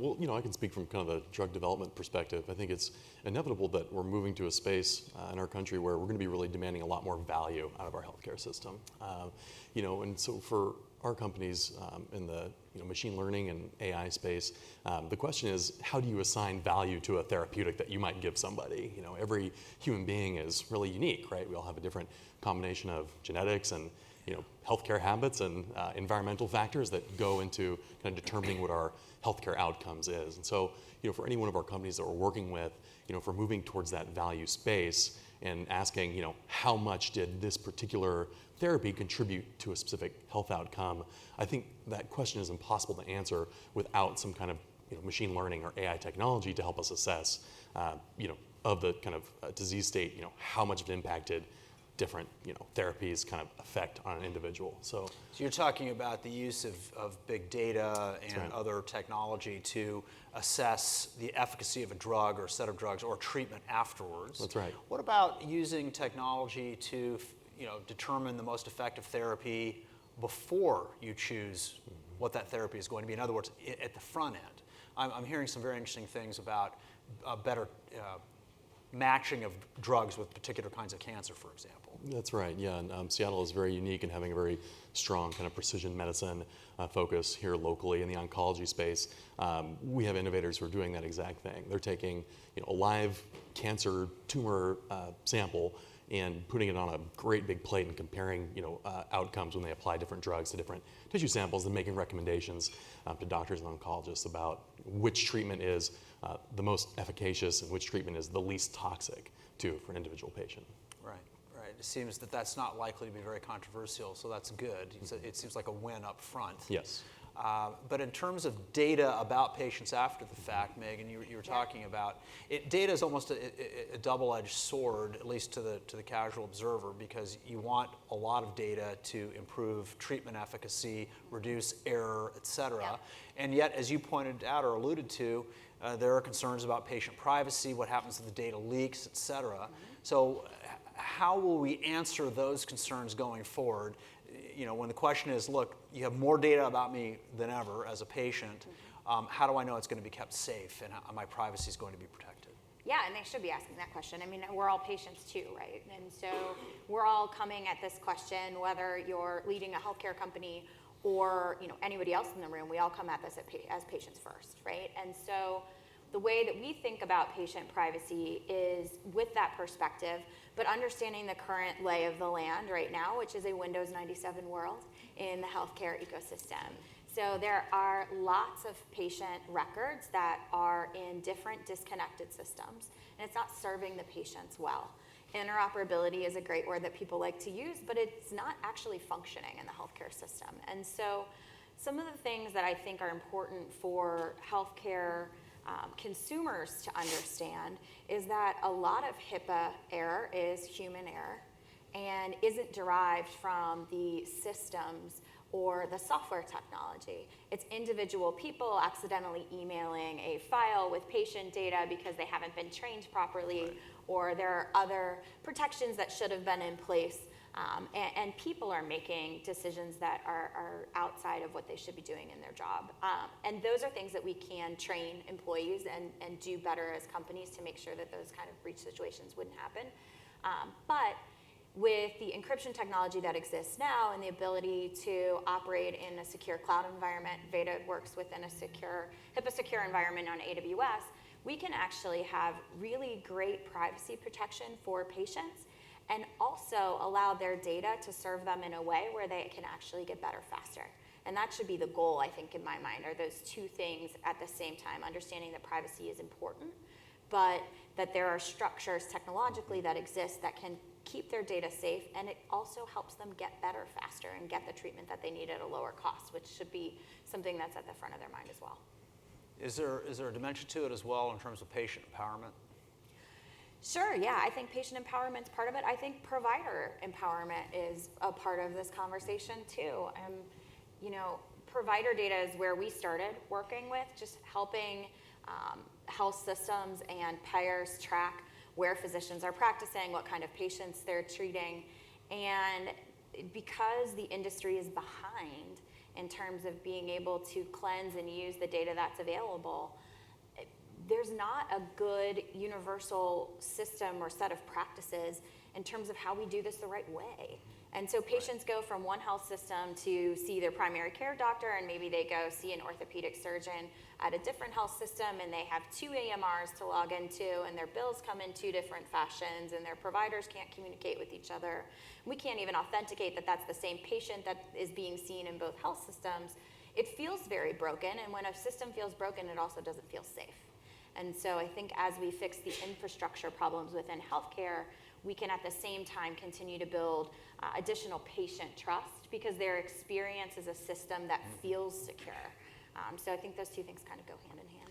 How does the migration of data to the cloud affect our ability to serve patients better, to integrate records and make them more secure? Is that a net positive in your views? I think it's the net positive, frankly, because getting data out of silos has to happen. It has to happen to make healthcare work. And we were just, I spent the earlier part of a week at a conference with health information exchanges who are working and thinking about this problem to help integrate data. And cloud efficiency is one of the things that they're really excited about because they can create secure, encrypted networks that are within one AWS infrastructure, one Google Cloud infrastructure. And so you've got all of these different abilities for people to have one basis of technology to work from. And you don't have to have standardized formats. You just need the systems in the middle that can help knit those data systems together. So that's part of what we focus on doing, but I see it as a big net positive, and frankly, it's the only reason we were able to start a company because it's so much more cost efficient than building secure physical servers. Starting a healthcare company with physical server stacks is nearly impossible, and so it allows a lot of innovation that I think is going to better the patient experience and also decrease costs across the board. Yeah, I think on the patient empowerment side, I mean, making that data accessible and readable to the individual as they're trying to manage their own healthcare condition is extremely powerful. That's kind of the next wave of cost savings that we're going to find in the healthcare system is kind of making this transition from disease treatment, waiting until somebody has expressed some condition that requires treatment, to really prevention and how do we give people the tools they need to understand their kind of healthcare profile, as Megan kind of talked about, and how it contributes to or gives them more risk for certain outcomes they want to prevent and what actions they can take to prevent those outcomes. And consent becomes a part of the conversation at this point from a regulatory perspective, I think is really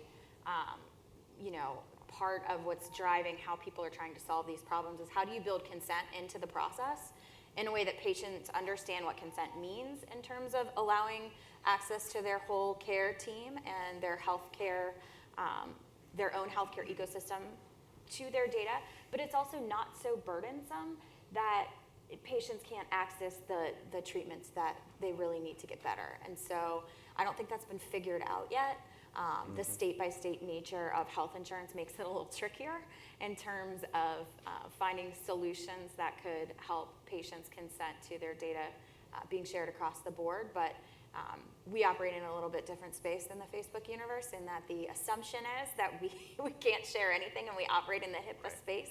So we're coming at it from a bit of a different perspective. And I think there's a potential for good solutions, but that's definitely going to be driven by what regulators think privacy means at a state-to-state level. At what point do you think it becomes crucial to update HIPAA? It's a law that's been around a while.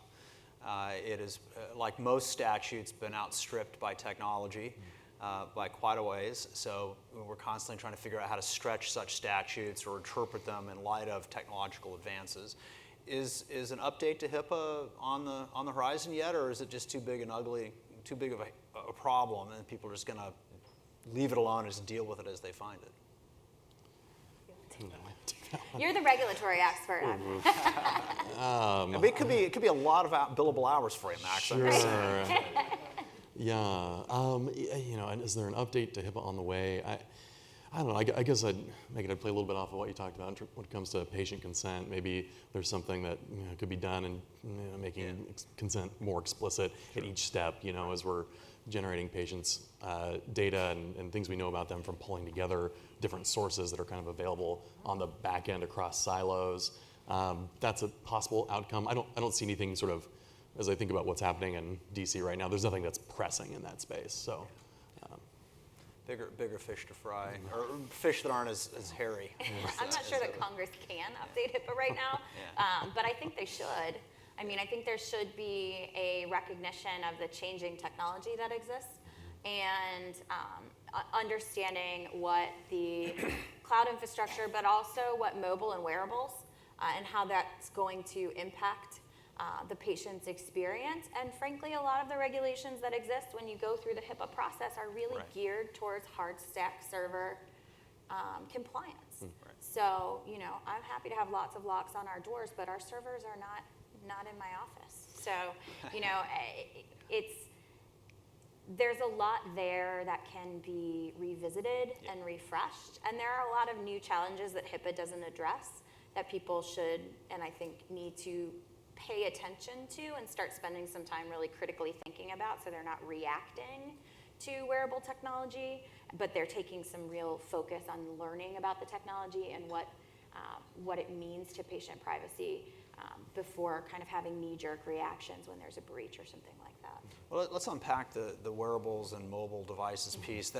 These topics are covered in the book that we put together, by the way, so I encourage you to peruse those when you have a moment. Megan, since you brought up, you want to talk about what we're referencing here when we speak about wearables and mobile, I think you meant mobile medical devices, right? Yep, so yep. You want to unpack that a little bit for us? And then Max, any thoughts you have on that as well? Yeah, I was going to say, you can probably from the FDA perspective, because that's evolving in that space, and we don't work with devices per se, but the data that's being created all the time, if you have a Fitbit or another wearable fitness tracking device, you also have medical devices that are generating data, whether they're implanted or removable. They're generating data that can be really powerful for caregivers to understand a patient's health, and I think that there is not a great understanding of the difference between a for-fun wearable like a Fitbit and an implanted cardiac device.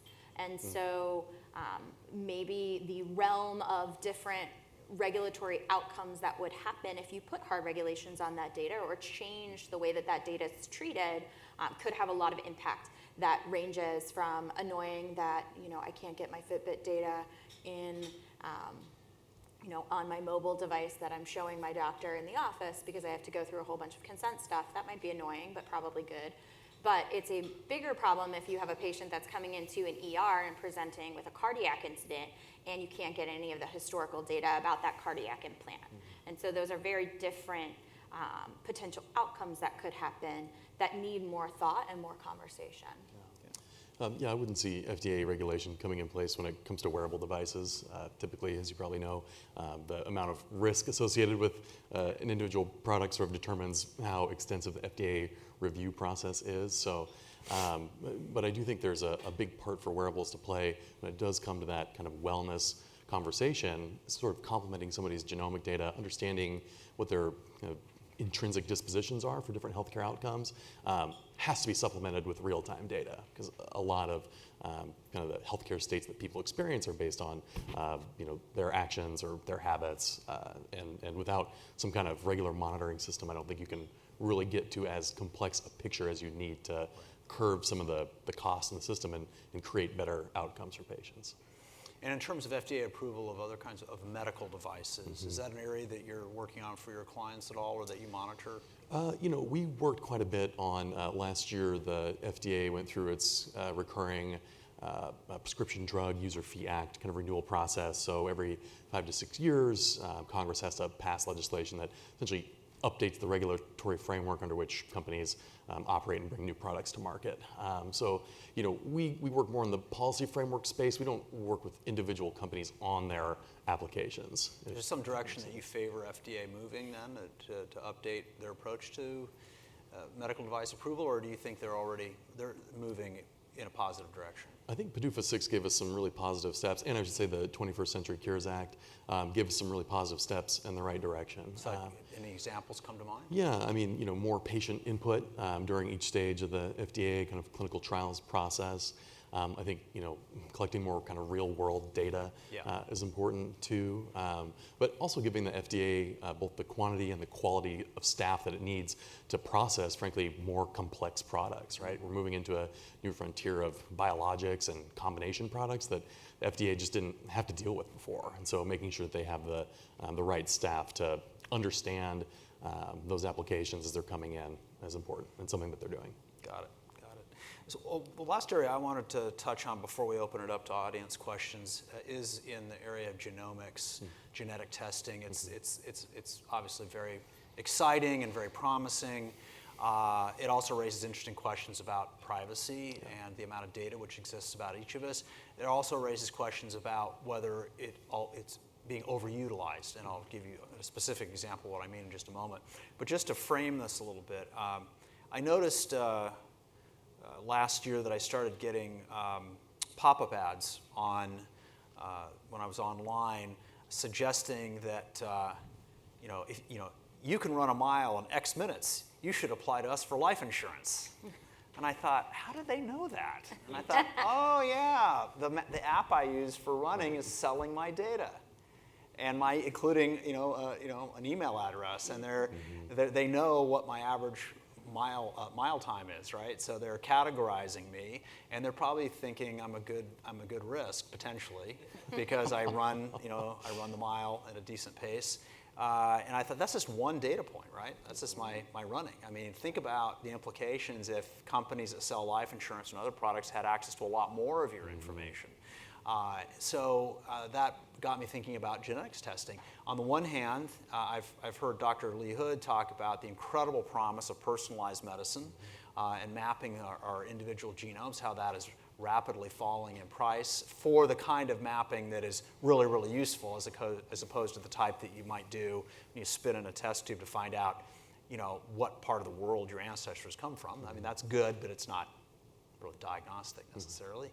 So tell me what you think about the promise and the challenges of personalized medicine in terms of genomic testing, the good and then any risks that you see. Yeah, I mean, I think the promise is profound, right? And Dr. Lee Hood is a real innovator on kind of the frontier in this arena, and we're fortunate to have him working here in Washington State. Yeah, again, I mean, coming back to the value and cost conversation, I think this is where we're going to find the most bang for our buck, frankly. Being able to more accurately predict individual likelihood for early onset diabetes or heart disease or any other number of outcomes that we want to try to prevent, and giving people the tools to affect that prevention. On the flip side, you can imagine the kind of ads you'd get if your profile was out there and people knew you had a certain percent likelihood to have diabetes or whatever it is. There's a lot of kind of challenging privacy conversations that have to come hand in hand with that. But I think it's inevitable, frankly, as cost pressures continue to mount on the system.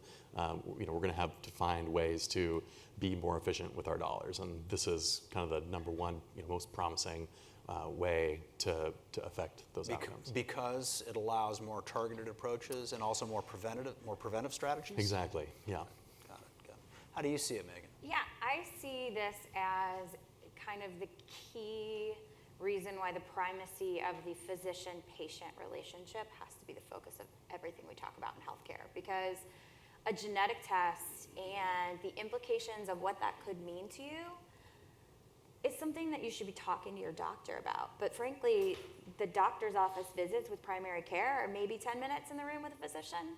We don't have enough time or space within our healthcare system for personalized medicine to make sense to most patients. And so I think that's if we can focus innovation energy around creating innovative treatment, but also reducing administrative burdens and increasing financial efficiency for providers so that doctors have more time to practice medicine and more time to interface with their patients about their own healthcare profile and preventative care, they can also be educating them and making sure that they understand the privacy implications of that data. I feel I feel very open about sharing my own personal healthcare information with my doctor. And I think most people probably feel that way within their own doctor's office, their own primary care doctor, giving them access to genetic information or data from their Fitbit, or them being able to pull in information from any of the other treatment providers that they might have. That feels safer, and that can get them better care. I think when patients don't have that centered relationship with a primary care physician, you lose some of the impact, and you also are sending patients out into the ether to search for this information where the information might not be securely treated and held, and where they're not getting the information they need back from those sort of tests. They should be, that's sort of where my focus is always on how do we use technology to get people more time with their doctor and help them get healthier. And so this is something that I think fits within that context. Got it. Very good. Well, we've got about 6 minutes for questions, so I want to see if we have any from the audience. Please. And are we doing the microphone baton handoff? There we go. We got a question. You might want to go ahead and stand up just so that they can find you easily. Which one are we going first? This one? Ladies first. Thank you. Cure versus treatment. Which one has a sustainable business model? If you cure people, where's your market? Here's a tip. It sounds like a loaded question. Go ahead. Cure versus treatment. Oh man, I mean, in the new world, it has to be both, right? I mean, I don't think we ever get to a place where we don't need therapeutics that address somebody's needs once they get to an advanced disease state, right? At the same time, we need to do a better job of helping people manage their outcomes and mitigate for their healthcare risks. So I think both are sustainable. Okay. When I think of privacy, I think about the do not call list for when people call you for advertisement, for buying their products. What about, what I'd like to see is utilizing blockchain for transparency to track and maybe back that up with some AI for monitoring it, along with the monitoring of the data traffic as well as the purchasing of it, just so that way big corporations play nice. You have an opinion on that? I have lots of opinions on blockchain. We'll keep them short today. Particularly within the healthcare space. So I'll say two things. One is HIPAA does require, if you're dealing with patient data, we do have to log and track every single interface with that data, where it goes, where it came from, how it was treated, who handled it, who had access to it. So if a company is operating in a HIPAA compliant way, that tracking should be happening, and if it's not happening, they're not compliant, and so they would be subject to regulatory penalties. In addition to that, the blockchain, I think, has a ton of potential. I worry about using it in the healthcare market now because the data is such a mess. If you lock up garbage, you have garbage in a vault. And so it's really hard to fix garbage in a vault. And that could happen because you have, I have two last names. I'm Megan Gaffney in this EMR. I'm Megan Buck in that EMR. If I only know that one exists, I lock that up as my record in the blockchain, and then I go into an emergency situation, and I'm in the emergency department. My data is segregated, and it's segmented, and the treating physician in that emergency room can't get the data they need. We have to fix the data validation and accuracy problem in healthcare before we start locking it up in blockchains and really not understanding the damage that could cause. The accuracy issue in healthcare is so critical, and it's in such a state of disarray that for me, that's the primary care goal. And then once we get people's data to a state where you actually know where all your records are, and we have them cleaned in one place, then I think a blockchain conversation makes sense. Good. There's another question right here, and then I'll come over to this side. Go ahead. So you guys are an excellent group for me to ask this question. I've kind of been wondering about it for a while. It ties together health insurance groups, HIPAA policies, and a patient portfolio, as well as, like you were saying, your Apple Watch is tracking your mile time. Gyms and health insurance companies often offer incentives and discounts for you into the gym 5 times this month. Good job, you're bringing your blood pressure down, you're exercising, you're listening to your physician. And food delivery services, meal delivery kits are super popular now as well. Is there ever going to be a possibility where there's a prescriptive food service where your doctor is testing your blood levels, looking at your cholesterol, your blood pressure, your genetic makeup of diseases you are prone to develop as you grow older? And can they recommend that alongside the data used from your Apple Watch or your Fitbit and see, okay, this is your activity level, these are the things you should be eating versus what you are eating, your genetic makeup, your blood type, all of these combining factors that affect you as an individual, not on a broad spectrum, one-size-fits-all diet.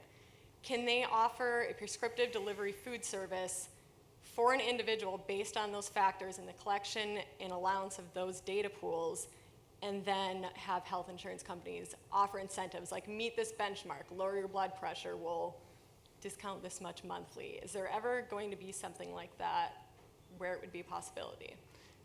It's a big policy question, right? Because the idea of insurance is, as you suggested, is to create a risk pool and spread the risk across lots of different people. So if we start siloing people based on very, very specific data, query whether or not you're sacrificing the overarching principle of insurance. But what do you all think?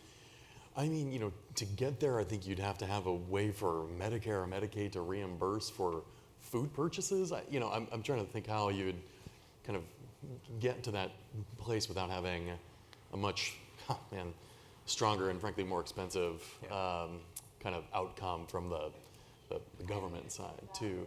Cost would be covered just instead of signing up for, trying to think like Blue Apron. Instead of Blue Apron, you're sending to a different company. They're just sending things composed on your Right. So it wouldn't be paid for, but if you agreed to sign up for a particular food delivery service, because they know they're delivering healthy food to you, right? Interesting point. Yeah, I mean, I'm not sure if there's a cost model there, but I think there's enough of a market for wellness at this point, and people are trying to reduce costs, that there are going to be ideas like that bubble up, that people are going to try to build a business model around. And I think it's an interesting space to watch and see where wellness goes as people are trying to drive costs down. And food is definitely primary in terms of keeping people healthy. So it'll be interesting to see if there's a business that someone's able to create around It's a system of incentives, which I think probably will continue to be explored and expanded on. We have time for one last question. Emma, you had your hand up earlier, so let's let you have the last question. You mentioned about robotic surgery, and I'm pretty interested about what you just said, robotic surgery versus fully surgery, and what is its impact. How will this new technology minimize the risk of an impact of surgical errors? Yes, I think we're able to finally start collecting the types of data that we need when FDA is starting to look at the approval process. And that's something you can speak to more than me. But one of the things that we look at as a company are outcomes over time and being able to plot based on based on claims data and claims patterns, how different treatment patterns affect long-term costs and long-term outcomes. So not looking just at your hospital stay, but what's your rehab? How long do you have to stay in physical therapy or occupational therapy? All of these other cost factors that increase over time. And so I don't think there's a one-size-fits-all, every surgery, robotic or not. It's, you know, procedure by procedure and device by device, but being able to pull these data points together in a way that they can be processed in real time, we can finally start making some of that data available for patients and for health systems so that they can make better choices. And I think that's really the goal, kind of at the beginning of that stage now. But the goal should be there, and it's transparency both in terms of cost, but outcome choices for patients to have real data around what their options are. Max, any thoughts on that? No. If you look, Emma, in the chapter on robotics in the book that we handed out, on page 9, we talk about robots in healthcare. We talk about the Da Vinci surgical system. That's just the beginning. You're going to see more and more robotics utilized in surgery because they can be very precise. They don't have hands that shake. Right now they're used in combination with surgeons. So we're not talking about, you know, autonomous surgical robots at this point, notwithstanding our fun reference to The Empire Strikes Back, which I'm personally very fond of, where Luke Skywalker has his hand, you know, has an artificial arm attached by a robot. That we're obviously a long way away from that. But much like autonomous vehicles, we're using a transitional phase to increasing levels of automation in combination with the driver. In the surgery suite today, we see increasing levels of robotics and software and other intelligence that the surgeon is able to use. In other words, we've come a long way from just having a scalpel to having a much more sophisticated array of instruments, which should reduce medical error, increase positive outcomes, reduce problems from things like infection. So I'm personally very optimistic about that. And you know, as a runner, I'm looking forward to the best possible care for my knees one of these days. So thank you all very much.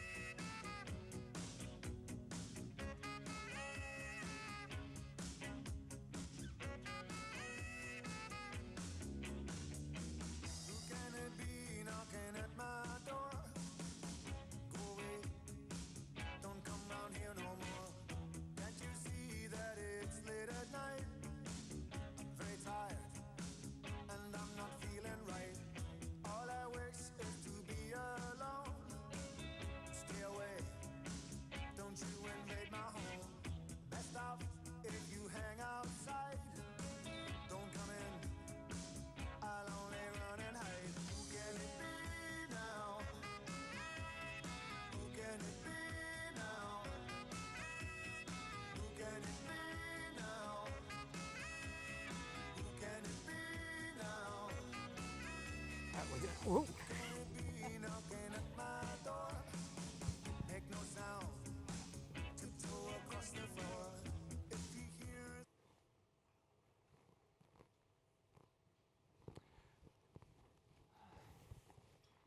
Good afternoon, everyone. My name is Mark Brennan. I'm a partner at Hogan Lovells in the Washington, D.C. office, and I'm joined here today with Lee Schachter, Assistant General Counsel for Verizon. And I got a thumbs up and everything. Am I working? Check 2. Any different? No? I can't tell up here. Sorry.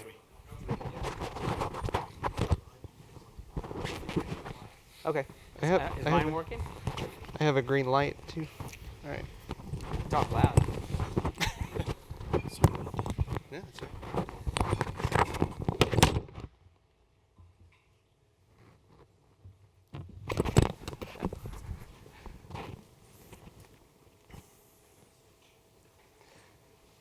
Hi, everyone. Any different? All right. Oh. All right. Is this better? Still no. Okay. All right, well, I'll keep going. But Mark Brennan, I'm a partner in the Washington, D.C. office of Hogan Lovells. I lead an integrated technology practice that spans privacy, consumer protection, and other technology, regulatory compliance, and policy issues. Thank you. And I'm joined here today with Lee Schachter. Is it me?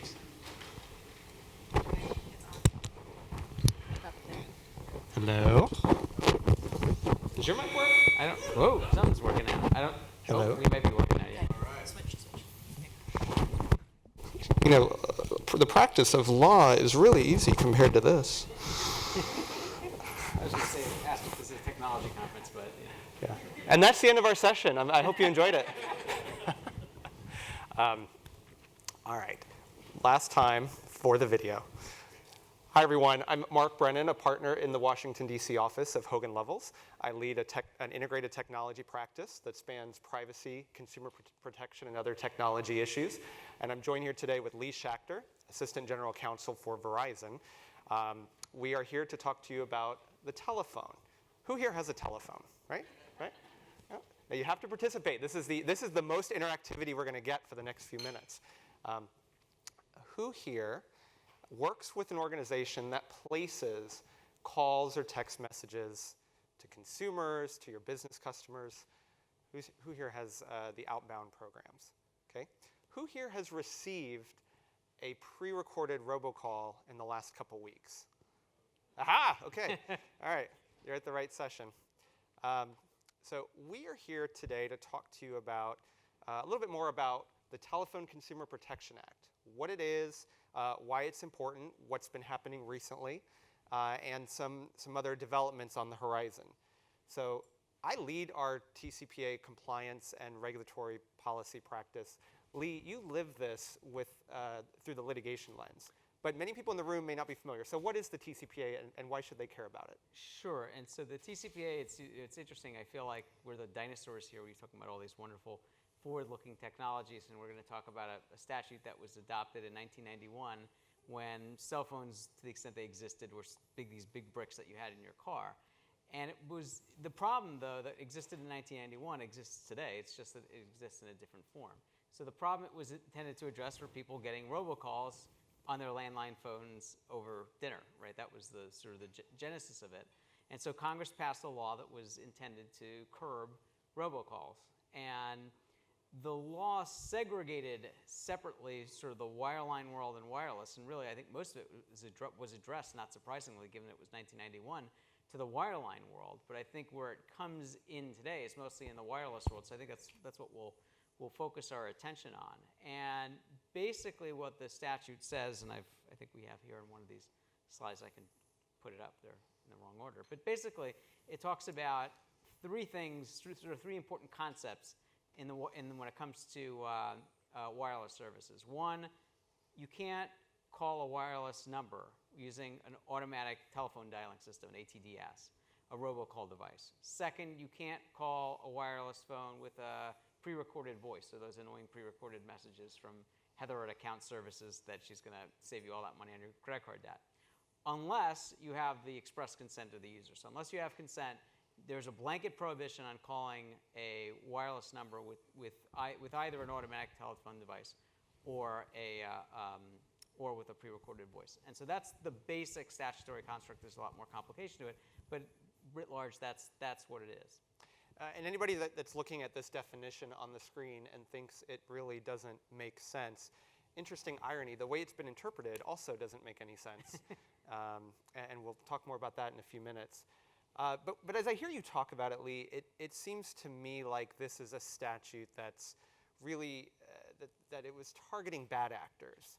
But this is something that legitimate companies need to worry about as well. Right, so I think it was intended to get at your typical robocall, right? This sort of guy in a boiler room operation where they're calling, trying to sell you a car warranty or a cruise, supposedly free cruise or something like that.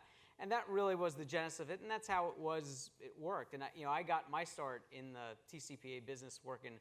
I've been at Verizon or Verizon Wireless since 2003, and in my early part of my career, we were tasked with trying to stop some of these robocalls, and we actually filed, it's probably about a dozen if not more lawsuits against robocallers. people selling car warranties, cruises, et cetera, and trying to shut them down.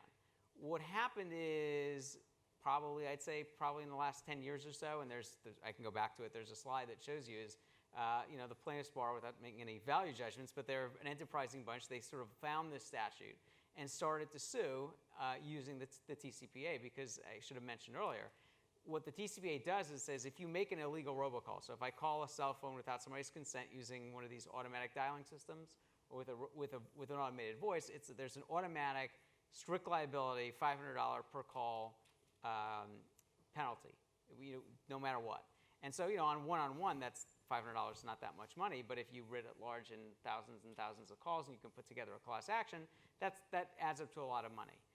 And the plaintiffs' lawyers didn't go after primarily the people that I was going after, because I can tell you from having done it, it's hard to find the boiler room robocallers, and if you do find them, they don't have any money, or if they have any money, it's very hard to get at. Much easier to sue a large corporation, right, where it's easy to find them and they've got a lot of money. And most corporations do make or have made make calls. It takes sort of a number of forms. Some of it can be marketing, but a lot of it can be informational.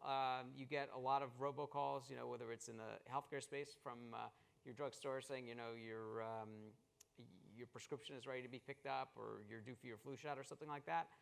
And then the other area where this comes up is debt collection, right? People don't pay their bills. The debt collectors call them, trying to get them to pay their bills. And so large companies basically do a lot of automated calling, and often, especially in the latter two cases, whether it's an informational call or a debt collection, my aim is not to call random numbers like a robocall, right? If I'm trying to collect a debt from you, I'm not going to call somebody else. It sort of doesn't really have a purpose, but you often get wrong numbers, right? You get wrong numbers because people gave you the wrong number initially, either accidentally typing something in or as part of a scam, which happens, or especially in the cell phone world with recycled numbers. I'm going to move to Australia.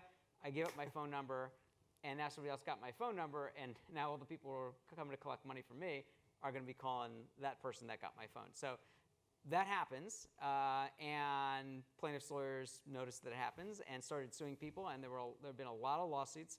The number has been growing, and there have been large numbers of settlements. If you just Google TCPA settlements over the years, and we have something here, and you've got the industries that have been targeted, obviously financial and others, and a huge number of lawsuits that have been filed, resulting in very large settlements.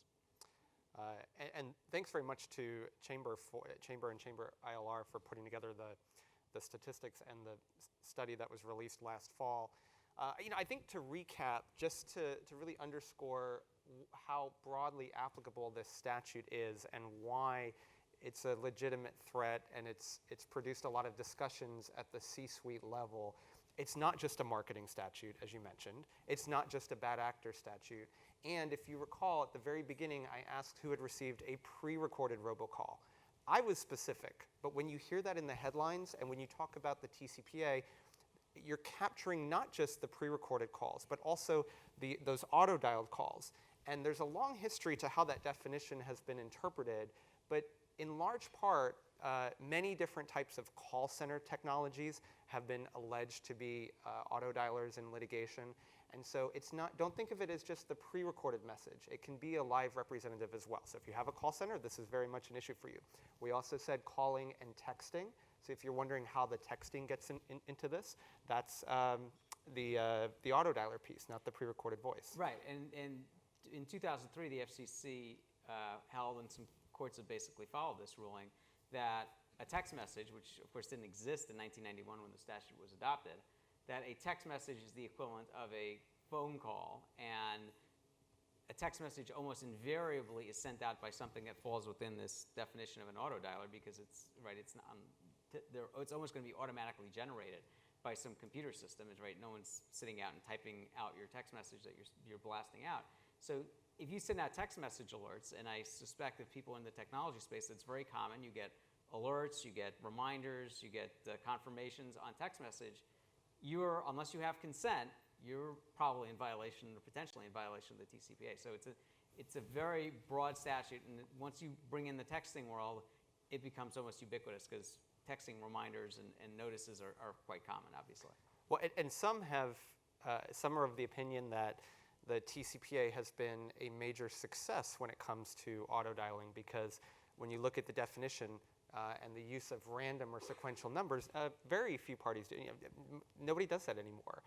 And we'll have to see how things evolve in the next few years. But shifting to some recent developments, there's a recent DC Circuit decision that came out on the TCPA.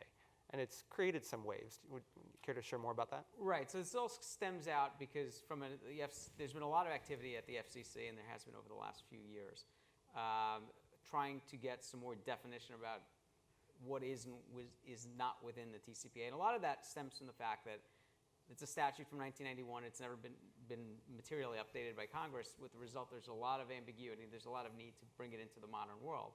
And so a lot of parties went to the FCC trying to sort of get clarification of what's in the statute. And there are a few areas that the FCC tried to address, and unfortunately didn't necessarily address them in a helpful way, and ultimately got shot down in this decision. One of them was to try to understand this definition that's in front of you. What does that mean? Because it talks about equipment which has the capacity to store or produce random or sequential numbers and to dial them. Well, what does that mean? Because does the equipment actually, as it sits here today, be able to do that? Or is it equipment that if I have a computer and I downloaded the software and I set it up, it could theoretically do that? And the FCC basically says it's the latter. And they said that in their order, which is any equipment which, even if you downloaded software on it, it theoretically could do these things, it would be an auto dialer. Well, the effect of that was that any cell phone that you have here is an auto dialer, because I could download an app to this cell phone, I could program it, and I could make it dial a series of random or sequential numbers. And so the effect of that, if you think of it, is that if Mark comes to me and says, hey, I have a friend out in the audience, you may want to talk to that person about something, gives me that person's phone number, I go to my cell phone, I dial that number, and you've obviously never consented to get the call from me because I don't know that person. I've now violated the TCPA, and I'm now liable for $500 in damages. And that's the FCC, although they hedged on it, basically said that's the case, and the court sort of threw out the definition because it says that can't be right. Congress didn't intend to make it illegal for me to call somebody on their cell phone without their prior express consent. In 1991. In 1991, or even today, I don't think Congress would make that, would say that. So therefore, they rejected that notion of the definition that capacity means the theoretical capacity. So that's one thing that they did. The second problem that they attempted to address was the issue of the recycled numbers, the wrong number issue, and what do you do with that? And so what they did... And sorry, Lee, just to unpack that a little bit for people that may be less familiar. So this is the situation where if you are a compliance-minded organization and you're doing everything that you're supposed to do under the TCPA, you get consent from the right person to call them for whatever purposes, for the correct purposes they've consented. There's not a dispute as to whether they want to get the calls from you. But by the time you need to place the call or by the time you send the text, they no longer have that number. It's been reassigned to a new subscriber. So what happens then? Right. So under the language as the FCC and several courts have interpreted that, if I try to call you, you gave up your number, I now call somebody else, that's going to be technically a violation. And often what happens is you owe money. I'm a debt collector. I call you several times. I'm really calling that other person. You can rack up quite a few calls. I like how I'm the conduit for all of these violations. Well, because you're the one sitting next to me. I'm the deadbeat. I have the friends that I'm giving their contact info. You're the fill-in. You're the stand-in for everything. Anyway, so with the FCC recognize that as a problem because it's not really fair, right? I mean, if I think I'm calling somebody that consented to receive the call, and they changed their number without telling me. So what they said is, well, we understand that, but what they said is, you have one free call basically. If you can call one time, well then you're okay. But if you call a second time, then you're liable. Well, that makes sense if the first time I called, the person told me, hey, you're calling the wrong person. But what happens if the first time I called, they didn't answer or they just hung up? Well, how in the world am I supposed to know that was a wrong number? Right. And so they came up with this one call exception, but it was one call definitively under all circumstances, and that didn't make any sense, and so the court threw that out too. So the bottom line on this is that the court rejected the FCC's interpretation and basically sent the FCC back to the drawing board on these issues. And it's a very different FCC. I want to make sure that we save a couple minutes for questions, so please be thinking of your questions. But Lee, do you see the FCC taking action soon? What's next? I'm not an FCC lawyer, so I don't want to speak for exactly when or how they're going to do it, but they are looking at these issues, and I think there is a willingness to address these issues. There was just a hearing in Congress this morning on these issues. So as you saw from the number of hands that went up about people who get robocalls, it's an issue people are concerned about. So I think the FCC will want to try to address the issue. How they do, that's still an open question, particularly dealing with this equipment, because the capacity issue that we talked about in the statute is technology-based, right? It addresses using an automatic dialing system. It's addressed to the technology. I think from a people's perspective, most people, when they get a robocall, the automated voice part you understand, but you don't really care whether somebody used one of these systems to call you, whether they used a different system, or frankly whether somebody dialed the numbers in, right? The technology is not what you care about. What you care about is getting the call. So how do you square that with an outdated statutory section is going to be a challenge for the FCC, and there's be work to be done on that. Definitely. Let's pause for questions. Sorry, if there's one here, I can't see it. Yeah.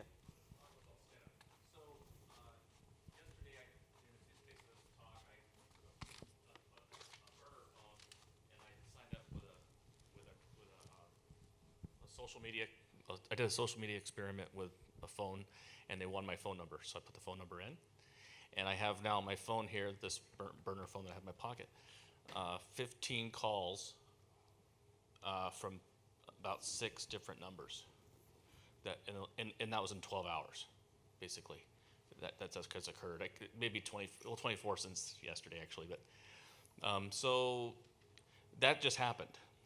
What's going on with where do I stand as far as how do you protect yourself from something like that? What's the next steps? I don't know. Excellent question. So you said you signed up for you filled out a form, or you signed up for a social media. Well, you want to know which one it is? Not probably not, but well, I don't know. I work with dozens of clients on these issues, but there's always room for more. But I'm more curious about what. I didn't complete the sign-up process. Yeah. I didn't complete the sign-up process. I just put the phone number in, my email address, and then I canceled. So there was in my opinion of the technology, there was somebody phishing on that port. If you know the technology about this, you can look at if you're spying on the website, you can look at what's going on at the surface level before it goes through into the actual secure areas that the companies control. So somebody is camping out on that web address and scraping all the information off of it that someone types in before they realize that their password, their email address, and their phone number has been compromised. Well, so it's an interesting scenario, right? And I think there are definitely there's a possibility there that there's a bad actor in play. There's a possibility there that there's some very carefully worded consent language. So we'd have to discuss further. But I think it also highlights one of the challenges in the policy space where no matter what you do with respect to the rules, the interpretations of the rules, things like the auto dialer definition, the bad actors are going to ignore the requirements. And so I think one of the challenges we saw with the thankfully struck down portions of the 2015 FCC decision was that it really took, it hurt good actors, it hurt compliance-minded, good faith callers, along with the scammers and fraudsters.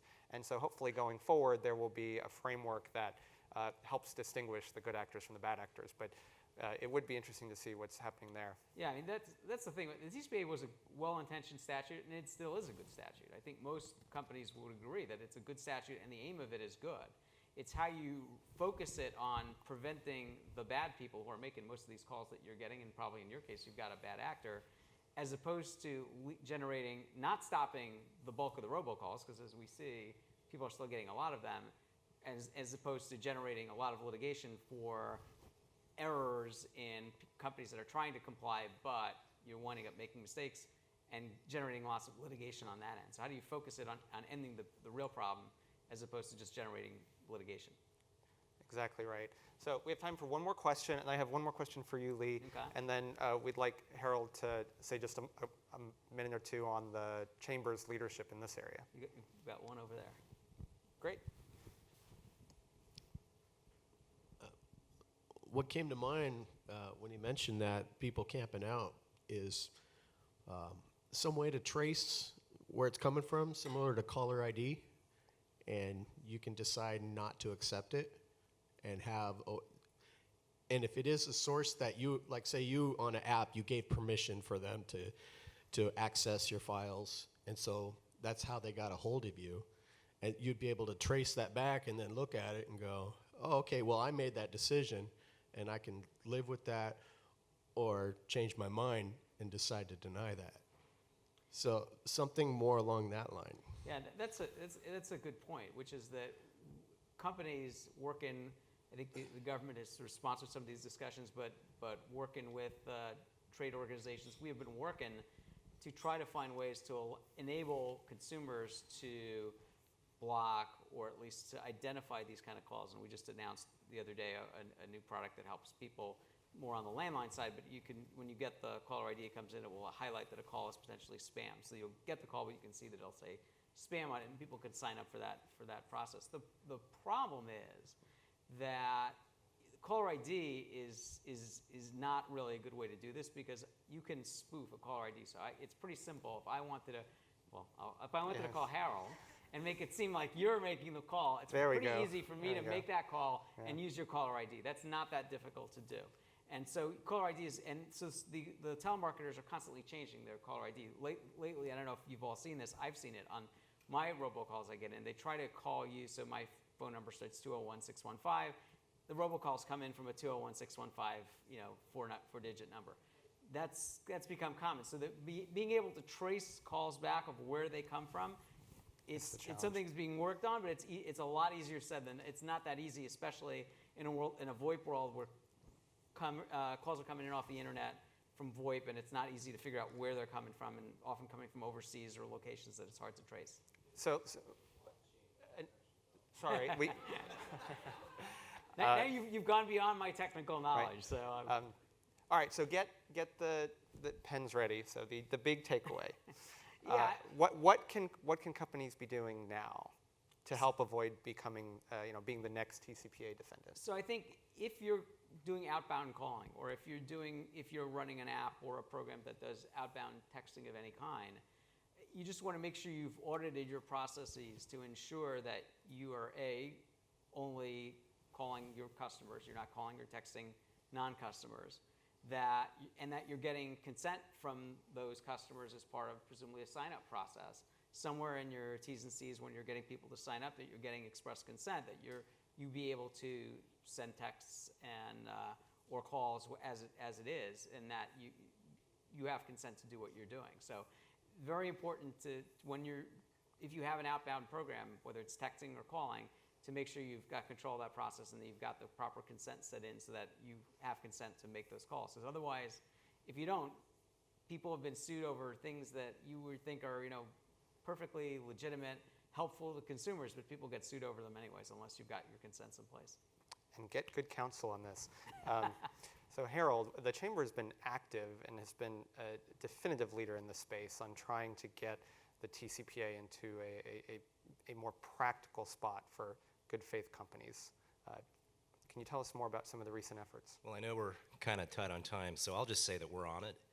And there will be more on this horizon. But if there is one takeaway on the TCPA, you should start calling it total cash for plaintiffs' attorneys.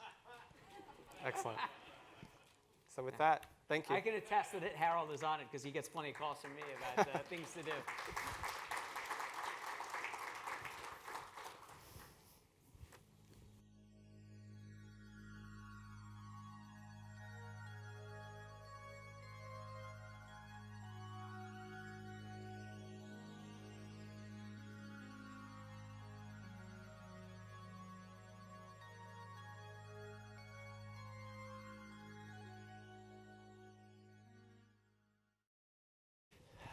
All right. Good afternoon. I'm Tom Pearson. I'm the president and CEO for the Tacoma-Pierce County Chamber. It's my pleasure to be up here with the three best attorneys in the United States. So, so if you need to hire one, just hire one of these guys.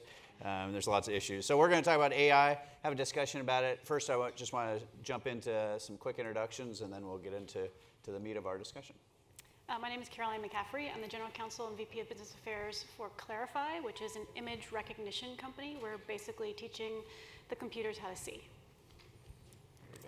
Donna Haddad. I'm Senior Counsel at IBM, and I support our Watson Data and AI business unit, and we do a lot of different things with Watson, which we'll talk about. My name is Michael O'Brien. I'm an attorney partner with the Wilson-Elser firm in New York, and I'm a product liability defense attorney. I co-chair our products practice team, and I'm the head of our emerging disruptive technologies practice. Very good. So we're going to jump right into it. So give us some examples, some cool things that are happening around your companies, your clients that are doing in the AI today. Do we go first? If you want, yeah. Go Okay. ahead. I'll just give one use case. It happens to be in the medical field, but we have a lot of different applications. So we are in the software stack for companies. We do the image recognition portion of it.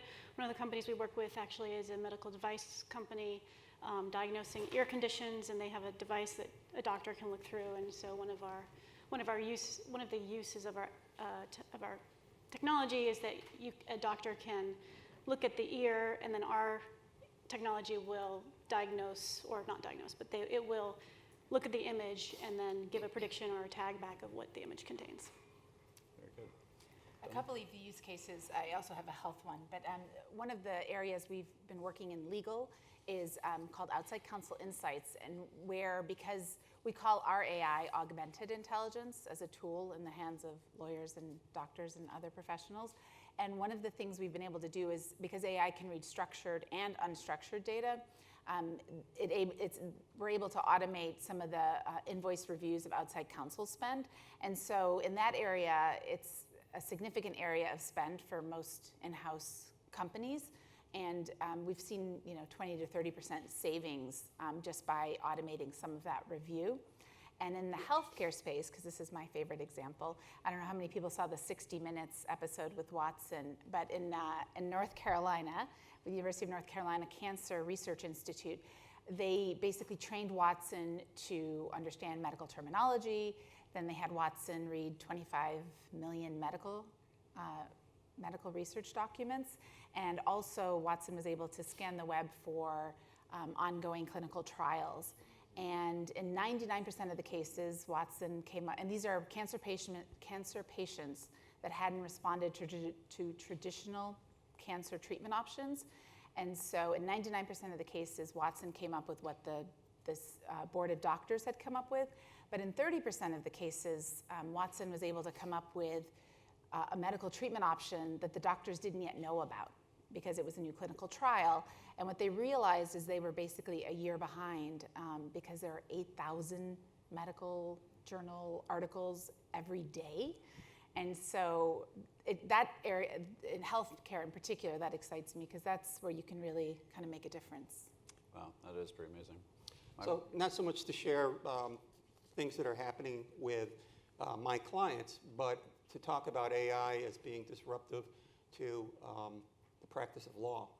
More and more applications are being developed in order to take the role of what lawyers have traditionally done. When I first started practicing document review, e-discovery related types of things. And the same thing is happening in the insurance industry, which we service as one of our largest segments of our business with respect to insurance litigation. And so as a result, it's creating disruptions, it's creating problems that are leading to lawyers having to be more nimble to develop areas of new practice. It's creating situations where insurance companies are starting to find competitive advantages by embracing AI technologies, and the bigger companies have the wherewithal to do that. And it's part of an ongoing transition and revolution that takes place, as we talked about earlier today, that this is part of the fourth industrial revolution, and there's going to be net winners and net losers that come out of that. Good. So now I've got a question for each of you, and we'll mix it up a little bit. Maybe Donna, I'll have you go first here. In the context of liability occurring from the emerging technologies, what are some of the legal issues that you foresee? So in the legal realm, one of the things we worry about is obviously the unauthorized practice of law for the lawyers in the room. And so that's why we think it's important that it's a tool in the hands of the lawyers. So that's one of the things, and you have to make sure, attorney-client privilege is protected and all of the things that lawyers worry about. And then in the healthcare field, similar to what was said in the healthcare panel, is it a regulated medical device? Watson can now see and can read medical images. And so that's one of the areas, the regulated medical device space, both in the US as well as internationally. And then privacy, which I know was touched upon. It's interesting because in healthcare, as was mentioned, that's an area where the sharing of data is actually helpful to the patients and can maybe lead to better treatment, or will lead to better treatment options and potentially cures for certain diseases. And so then the question is just making sure you properly anonymize the data and protect the patients. So from my perspective, when you look at the ecosystem, we're talking about everything from wearable devices to smart home technology, autonomous vehicles, autonomous transportation, industrial internet, robotics. So when you look at such a broad landscape, what you're going to have to recognize is that there's no single panacea to say this is what's going to happen. There's going to be a lot of disruption, and there's going to be a lot of new developments that are going to take place in the legal arena when you're going to start trying to assess fault. And these are going to become frictionalized transactional issues that are going to arise because there's going to be an expense factor associated with it. So take a dumb product and make it smart. If you just look at a typical product failure, that in itself is going to become a more complicated product liability type of analysis to undertake, whether it's going to be a claim that has to be resolved or if it goes into litigation. That you'll require perhaps new experts that traditionally have not been brought into play with respect to that particular product or application. But then when you start combining the sensors and the software, you start developing concepts that don't necessarily lend themselves to a single strict liability type of analysis. So the traditional product liability analysis is if there is a defect with the product and it causes the injury, then the question of whether or not there's any negligence on the part of the manufacturer is not really an issue that's examined in most state jurisdictions. But now if you start talking about a software or a sensor failing that then leads to the injury, you've created a situation where how do you then evaluate that failure? Is the software subject to strict liability, or is it a service? That the law has not decided that yet. And so you may have competing standards of liability with a single integrated product, with a single application that the courts haven't yet grappled with, and that's going to create some very interesting issues.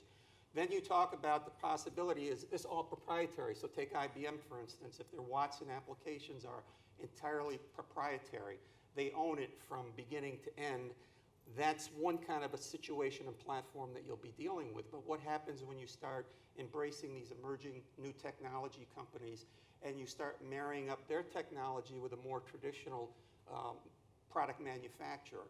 Then you have to start being concerned about supply chain issues. You have to start wondering whether or not are they adequately capitalized, because if they have the responsibility for the loss, will they be able to defend and indemnify the manufacturer? So it's sort of like looking at it from a reverse engineering standpoint. It's not traditional manufacturer, distributor, retailer. You're going to have to go further back in the supply chain, perhaps, to start assessing liabilities. And then there's the insurance coverage issues. Some of these incidents may be covered, some may not be covered. If you take a smart product with AI applications to it, what happens if it's not just a simple failure? What happens if it's a hack?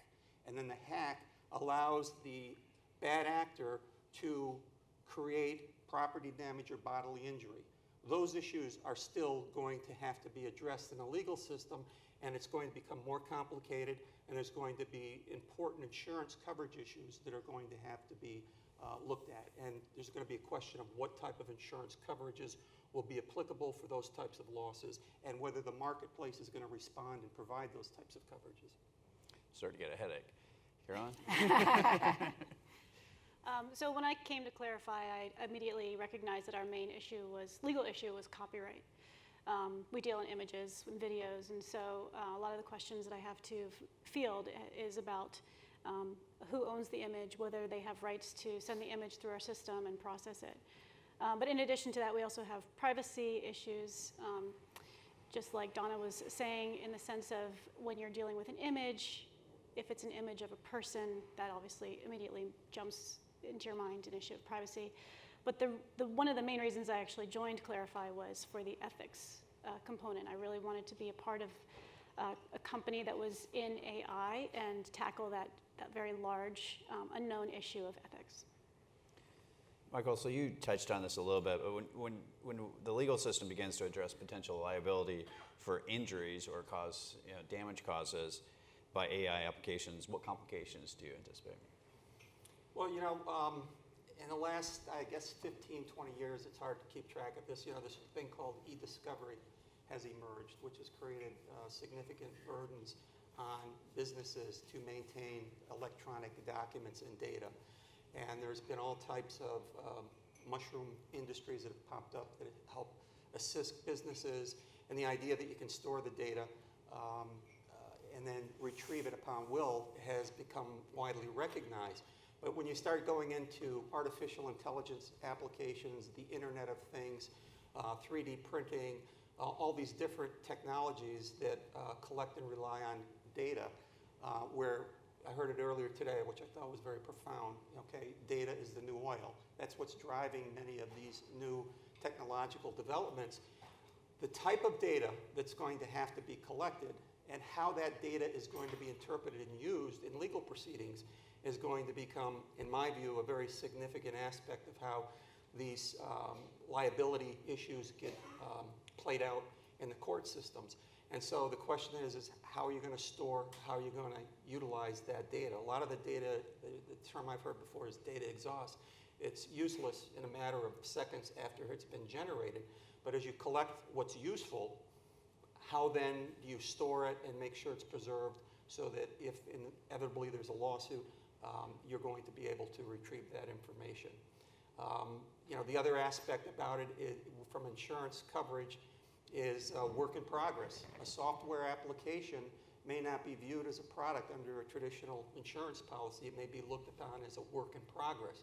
And so there may not be coverage for a software failure. So then when the manufacturers who are maybe outsourcing the technology to develop their smart products or smart applications, they're going to have to be mindful of those possibilities to make sure that when they have contractual relationships, that they have belts and suspenders so that they can push the responsibility back to the responsible party, even if that responsible party doesn't have the adequate insurance coverage, or if your own insurance policy is not going to address it. Caroline, you have anything to add on this? Donna? No, not really. All right, well, we'll move on to ethics issues then. So what are some ethical issues in the use of AI? I think bias is one that we've been looking at. The data that's used to train, we need to understand what data is being used to train AI. And so one of the things that's really important is bad data will result in bad, potentially error in the outcome and potential bias. And so it's just very important to look at what data is being trained to, and what data is being used to train the AI model, because a perfectly good model with bad data will not do anyone any good. And so, for example, even just the human images, if it's trained on white males, it may not recognize women as well or minorities, and so that's going to be something that we're all looking at. Yeah, and I think in this context, especially when it comes to regulation and privacy regulation, it can be a hindrance to the data and making sure that you have a lot of data so that you do not have bias in the actual data. So a lot of companies don't want you to be able to build a model with their data that you then collect, you add it to data from another company to build the best model because they want that data to be siloed and to be kept private. But this actually is difficult because then you may introduce bias into that model because it's only based on data from one particular viewpoint. Sure, depends on who adds it to. So from the standpoint of ethics, that may be the last safe harbor for lawyers 10 years or 15 years from now, because so much of this can be, we can be replaced in many ways by artificial intelligence as it progresses. But to borrow upon David's earlier presentation on autonomous vehicles, he gave some illustrations of how an autonomous vehicle would react to certain unanticipated situations, and one of them was a woman or an individual running out into the roadway, perhaps chasing a dog that had got off its leash, and that the vehicle can correct into the left lane to avoid hitting the pedestrian. But then what happens if there's a line of traffic going 70 miles an hour in that left lane, you're on the expressway entrance ramp, and there's a 16-wheeler behind you? How is the vehicle programmed from an ethical standpoint? What is the fundamental dictate? Is it to save and preserve the passenger in the vehicle? Does it just stop and then let the 16-wheeler hit the vehicle? Does it hit the dog? Does it go into the left lane? Some of those programmable issues in terms of the ethics, I suspect, are going to be some of the confounding variables. And then the question is that going to be the basis for some future tort liability? Will there be an argument to say that you could have programmed it differently? It should have been programmed, who knows? We'll see as the technology plays out. But I do see that when you entrust decisions that could impact on life or death or bodily injury or property damage to a smart machine, there are still going to be questions that are going to be difficult to deal with, because it's still interacting with humans, and the humans that are driving the other vehicles may not react in the same way that the vehicle anticipates. And that's why I think that in order to have an ethics program, is what I've been trying to start building and clarify, is you have to have a good foundation of diversity of thought. And I think we can't get there with AI without making sure that there's every opinion at the table.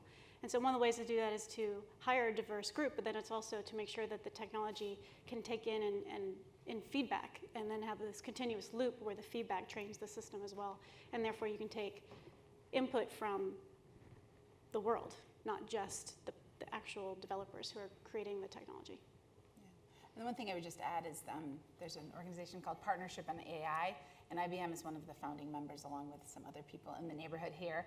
And so that is looking, the industry itself looking at the ethical obligations we have in this space, which I think is important. We could spend the entire conference here, but I want to make sure we open up for some questions. Yes. All their mics have left the room. So. Go ahead. And if you can introduce yourself, just what company you're.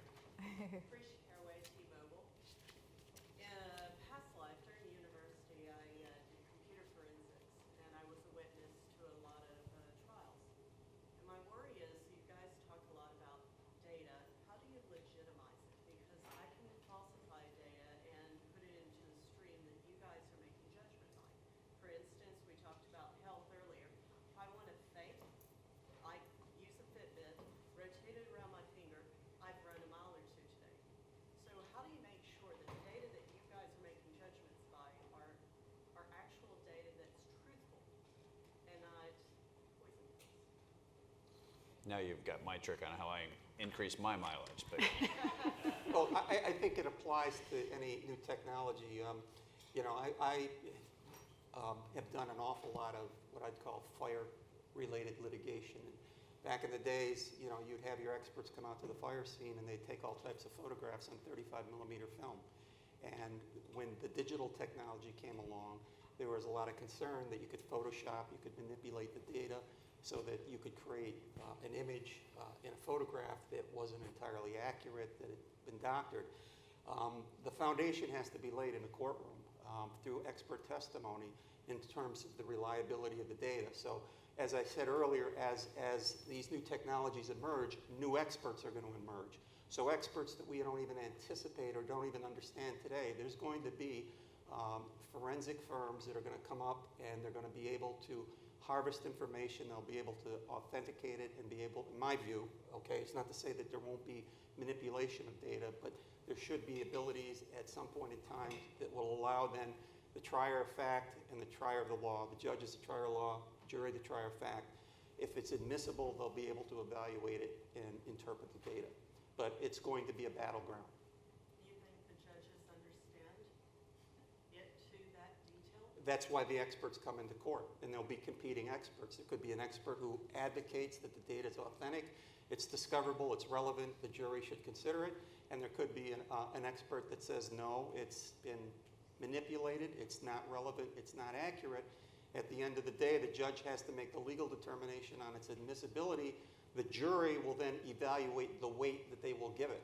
And the countervailing arguments between the two experts may shade the balance so that, instead of it being 80% good, they may say, it's 50-50, and it may not be all that probative to their determination.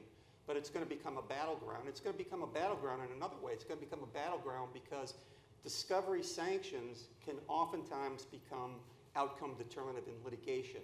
If a party fails to preserve data, turn over data in litigation, and they should have kept that data, that oftentimes becomes an important issue for a plaintiff's attorney, because then they can demonstrate to the court that there was a failure to preserve data. There can be spoliation charges made for the jury so that the jury can infer that the data that was lost or not preserved would have been harmful to the party that should have preserved it. So there's a lot of issues that are going to play out with the data that it's going to be difficult to forecast. But when we talk about all of this, and it's all data-driven, and data is the new oil, that's going to be a battleground. I will address that question actually slightly differently. Clean data is an issue, right? I mean, AI is where it is right now because of the big data revolution that we've had over the last decade or so. But getting clean data, getting data that's actually tagged accurately is one of our challenges as well as one of our solutions. And like I was talking about before, the feedback loop, if we tag a photo and we say, hey, this is a picture of a dog, and then we have 1 million people come back and say, no, that's really a cat, even though it is actually a dog, then we have a problem because we have a lot of people just sort of messing with the technology. So this is actually a problem that we're addressing constantly, is trying to make sure that when we take the feedback data, when we're taking suggestions into the technology, that it's actually accurate. I don't know if I introduced myself last time. I'm Cal Foltz. I'm Accent. My question is, if there was an inexpensive way or a technology that was really useful, like you just had on your desktop or your laptop, that could verify the document after you created it, counted all the words, made sure that every space and period was where it was supposed to be, and then kept that integrity throughout the entire journey of the document, to the courts, to the clients, back to the law firm. I don't think there's anything like that right now that exists. I don't think Watson even does that, or, It sounds like blockchain a little Yeah, I bit. was going to say, I think but it's they not are blockchain, looking. because blockchain is like a paragraph. This is a whole document process. Yeah. This is a library. This is blockchain on steroids, if you want to look at it that way. But it's not blockchain. Okay. So, but would that be really valuable? You think, if we just leapfrogged the whole blockchain thing and went right to that? Would that be something valuable for everyone? Yeah, it would be valuable. And I don't know enough about the technology, but I will say that I think our Watson for Legal team has been looking at using blockchain in that very way. Because it is something that would be valuable, because then when you go to court, then you've got that trail that you can follow. Well, part of the problem too is to decide what data do you really need to preserve. Because if you try to save everything, you're really creating a mountain of information that may be unwieldy. So part of it has to be a strategic document retention, document destruction, but it's going to be in a different form of data and information. But well, part of that would be the case. What important documents or information or data is critical to our business model going forward in the event litigation happens for whatever reason? It could be patent, it could be copyright, it could be product liability, any number of different types of business disputes that are going to happen and can end up in a court. We have one more question. You've talked a lot about the value choices or ethical data. Do you think those issues are going to be left to the private marketplace? And if not, what fora do you think are available for the adjudication and resolution of those issues? So Donna talked about the Partnership for AI, which is a private group with private companies coming together and talking about ethics in a collaborative environment. We're not part of that because it's very expensive. But so she can talk to that. But I will say, I do think that the ethical discussion has to be collaborative, and I think it isn't just a legal discussion. I think it has to happen across at least education as well.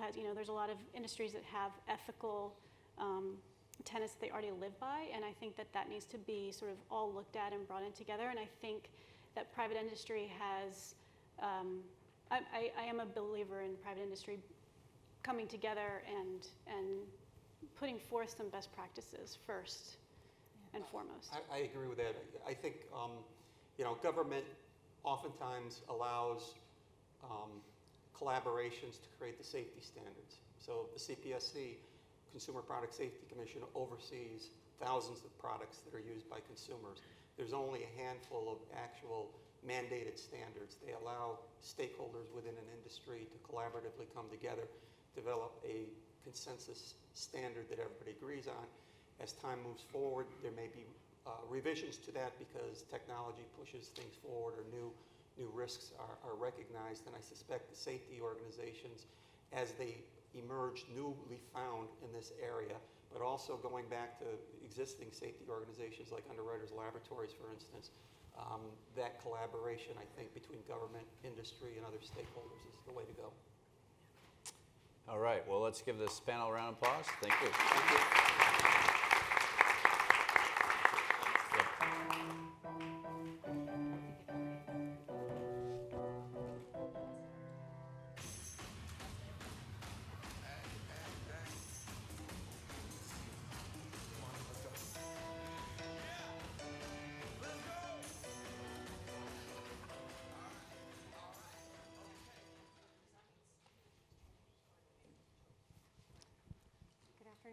Good afternoon. Hello. My name is Evan Daniels. I'm an Assistant Attorney General in the Arizona Attorney General's office. My portfolio of work is mostly actually litigation, so this is a bit of a new topic and space for me to be working in, but I'm here because of my work on our state's FinTech regulatory sandbox, which we'll be discussing here in a little bit. I'm Amy Kim. I head the legal and policy work at the Chamber of Digital Commerce. We're a trade association that represents the blockchain industry and promotes the acceptance and use of blockchain technology. We have over 160 members in a diverse area of industries, including some household named banks that you might have heard: Wells Fargo, USAA, BNP Paribas, technology companies like IBM, or Cisco, Microsoft, law firms, consultancy firms, and then a large section of the innovators, the technology companies that are really creating some interesting and exciting technology in this space. So I started out at the Attorney General's office working on consumer protection matters, and still do to some extent. But that led to my involvement in drafting what became Arizona's regulatory sandbox, newly enacted regulatory sandbox. And that's primarily in the FinTech space, which is not, as I'm sure most of you know, exclusively related to blockchain, but certainly there's a lot of crossover and can be as companies use blockchain to provide FinTech, which is just short for financial technology, in the consumer lending, money transmission, and the robo-advising space in particular. At least those are the three areas that we addressed in our bill. Certainly there are other types of FinTech that can be used relevant to investment and insurance in particular. Those two come to mind. But our sandbox addresses the three areas I mentioned: money transmission, consumer lending, and investment advice through primarily robo-advising. So I'm going to talk a little bit about blockchain in particular, give a little bit of overview of what it is, what it does, and then some of the regulatory and legal friction points that exist, and then we kind of lead into then what Arizona is doing with its regulatory sandbox. This week, actually, the IMF is hosting its spring meetings, and blockchain is on the agenda. So I thought in honor of that, I would share with you a quote by Christine Lagarde, who is the head of the IMF and has been quite a prolific thought leader in this space. She said in September of last year to a Bank of England conference that one day virtual currencies could be more, easier, safer, and more stable than their paper counterparts. And that in many ways, virtual currencies could give existing currencies and monetary policy a run for their money. So those are pretty heavy statements to make, and it makes you kind of wonder, so what is this wonderful technology, and what does it do, and how does it work? So I'm just going to give a quick overview of that. I'm kind of encouraged that since so many people know about CryptoKitties, I don't need to spend too much time on this. But I have just a couple slides. I feel like visual aids are an easy way to kind of talk about dense topics. So what is blockchain? I know we've brought it up a lot in each of the panels. Blockchain is a distributed ledger software or protocol that takes data, uses some type of consensus or agreement mechanism to form that data into blocks, and then each block is secured to the next sequentially through cryptography in a chain. So block, chain, data and blocks chained together. And then as part of that protocol, blockchains will issue a data packet. Some people call it a token. One very popular token is a Bitcoin. But that token doesn't have to be Bitcoin. It can represent any type of data or information that you code into it. And so, I'll just step back here. So this talks about blockchain a little bit, but so it is a distributed protocol. It can be distributed within a closed system among banks, for example, or it can be distributed geographically across continents. It incorporates a consensus algorithm, so some way to reach agreement that transactions in fact have occurred. That if I gave 1 Bitcoin to Evan, that then I don't have that anymore, and now you do, and I don't have the ability to double spend that. It's secured through cryptography, and then that ledger is immutable. Once that transaction occurs, it cannot be changed. So here, just to give you an overview of the blockchain ecosystem, and really what I was getting at with the tokens, these digital information packets that can be issued through a blockchain, they really can be coded to represent any number of things. And these are some of the industries that are looking at taking advantage of that. So with bank transfers, it can represent value or the transfer of value. In the insurance industry, it can represent a policy or any number of things that are inherent in the various types of insurance that are offered.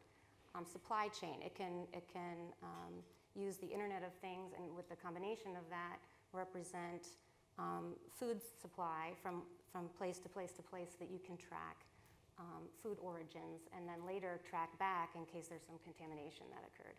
So there's any number of industries. I wouldn't say it's a perfect solution for every industry, but it does have a lot of interesting potential, and we're still in the initial phases of exploring that. And there's central banks on here too, which I'll talk about in a minute. But I think what focusing on this is, well, maybe I'll go back.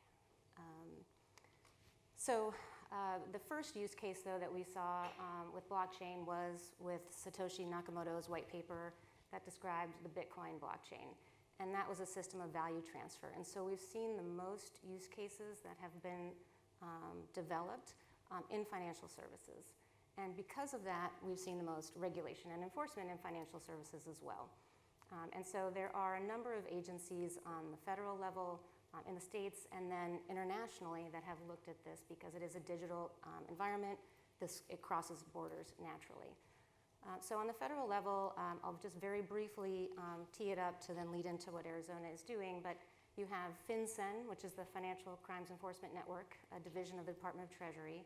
They administer the anti-money laundering laws. They have determined that virtual currencies are currency. Therefore, if you exchange it, you're a money transmitter, and you're subject to the Bank Secrecy Act. That also triggers state laws, because every state regulates money transmitters, and you need a license to operate in the states. And if you don't have a license in a state that requires it, that's a federal crime, and the Department of Justice has used that power. Also within the Department of Treasury is the IRS. The IRS has determined that it's not currency, but instead it's property, and so that has tax consequences. So today's a big day. If you've sold Bitcoin last year, you might want to talk to your accountant. But if you do buy and sell Bitcoin, you can be subject to capital gain and capital loss. The SEC, the Securities and Exchange Commission, has determined that virtual currencies can be securities. On the other hand, the CFTC, commodities regulator, has determined that virtual currencies are commodities. So we have this, and those are just 4 federal agencies, classifying it as 4 different things. 2 of them are in the same Department of the Treasury and have come to different conclusions. So it does make for a challenging environment, and especially when you're talking about tokenized assets that can be traded in ways much easier and faster than were previously done. Laws that were created in the 1930s, for example, with the Securities Act, weren't really geared towards understanding a tokenized economy. So within that, and you've seen some corresponding enforcement actions in this space, we've not really seen any clear policy statement at the highest levels, recognizing that blockchain isn't just about value transfer. That's an important piece, no question about it. But it's also has all these other areas of value, whether in healthcare, what's not on here, well, the central banks, but also just all government services, citizen access to government services, inventory tracking, supply management, procurement within the government. All of these things are under development, but have not had some top-level recognition of how valuable they are. So with that said, there's a reaction, both at the state level and internationally. Internationally, countries are getting it. They are engaging in arbitrage to attract blockchain business overseas. You have industrialized nations and their central banks looking at this and experimenting with it. Bank of Canada, Bank of England, Monetary Authority of Singapore, Hong Kong Monetary Authority. I mean, these are major financial centers that are studying this. They all have regulatory sandboxes, which are a modified regulatory environment that we'll get into. And they're also looking at using blockchain as a way for interbank settlement cross-border, as well as issuing their own fiat currency digitally on a blockchain. So that's all happening internationally, and it is attracting business overseas. At the same time, we're seeing the states also step up and say, hey, we're open for business. We think blockchain has a lot of promise, and we'd like to work with companies and learn from each other and build that. And Arizona is one. There's a number of states, but Arizona is one such state. Yes, as a regulator and someone who works on the enforcement side and on the regulatory side, the challenge is always asking yourself and being honest about whether you're trying to make a round peg fit into a square hole. And as it concerns blockchain, that's certainly the case. Blockchain is not just one thing. It touches on many different things and many different aspects of commerce and business. And different laws are in place, both at the federal and state level, to address those things very specifically. So in looking at this and in trying to figure out ways to address it and set Arizona up as a place where these types of companies, we want them to feel comfortable. We want all of you to come to Arizona and feel like you can be part of our market there and have a place and figure out how blockchain and the things that will emerge from it fit in. The best way we thought to do that was looking at these things that were happening outside of the United States, the regulatory sandbox. Basically, what a regulatory sandbox is just what it sounds like. It's a legal sandbox whereby people can come in with an idea, not be subjected to the onerous licensing requirements that they would need to undergo in any normal circumstance just to see if the idea works. So the sandbox is a system to allow people with an idea to come in to give the regulator, in Arizona's case, the Attorney General's office, an idea about, demonstrate that they understand exactly what they're going to be doing, what type of business they're going to be, and once in the sandbox, they will have a certain period of time, in Arizona's case, 24 months, to test the idea, to introduce it to the market. They will be subject to certain caps on the number of consumers that can be a part of the sandbox and take advantage of the product as offered. But the idea is to let people with innovative ideas come in, have a place to do business, and hopefully if their idea works, to stay and to build their company and to grow it and become licensed and become part of the full network and economy in Arizona. Amy alluded to the challenge of what to do about the state and federal interplay, and that certainly is a challenge. And one of the things that our Attorney General, Mark Brnovich, has done is to ask federal regulators to support what we're doing in Arizona through its regulatory sandbox by exercising their powers to exempt certain persons from federal regulation. That's something the CFPB can do, it's something the SEC can do, the Treasury can do. And we've asked them, he's written them, asking if they would consider doing that as a way to bolster these state sandboxes that we hope will continue to emerge. We don't want to be the only state with these things because we see an opportunity in Arizona to partner with regulators and jurisdictions outside of Arizona to hopefully expand the effect that these sandbox programs will have.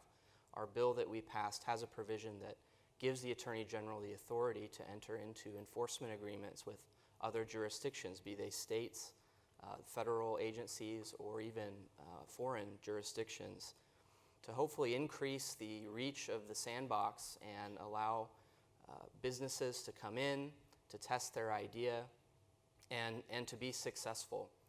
Consumer protection, in our view, isn't just a reactionary thing, or at least it shouldn't be. It shouldn't just be a reactionary series of enforcement actions. It should be a holistic approach of looking at ways to benefit consumers, because innovation and new products and the availability of products to consumers that improve their lives, in our view, has a very significant effect on consumer protection, because improving the lives of consumers can be a much more secure way of getting rid of bad actors before problems start to arise. And we're hopeful that in passing the sandbox, and it's not just the sandbox, this legislative session, in fact, we've passed a measure, the Arizona legislature, our state has passed a measure that would allow for intrastate virtual coin offerings. We have now a mechanism for that in Arizona law.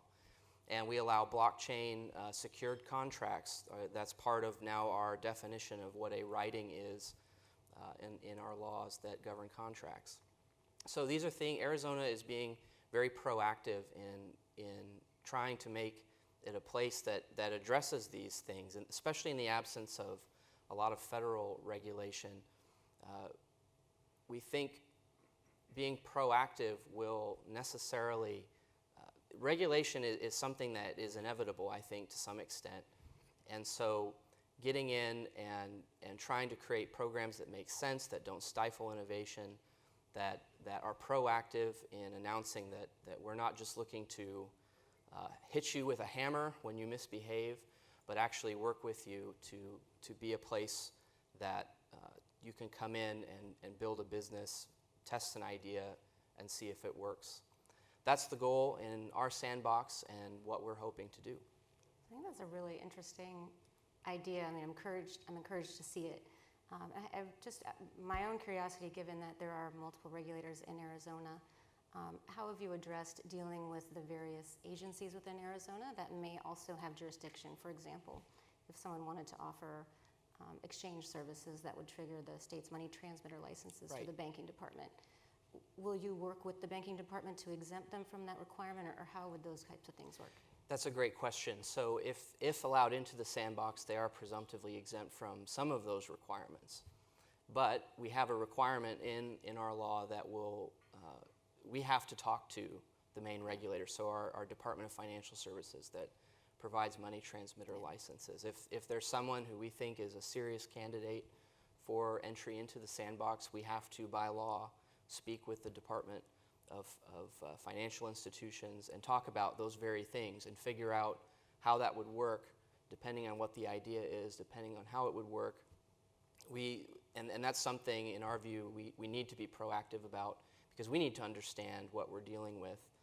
The sandbox is not just, we're not just going to be a rubber stamp to allow every single idea that might come our way get in. It's going to be an active process of looking at what these ideas are and evaluating whether, not whether they can be successful. We're not the arbiter of success here, but we want to make sure that consumers remain protected, that there isn't a high risk of something going sideways.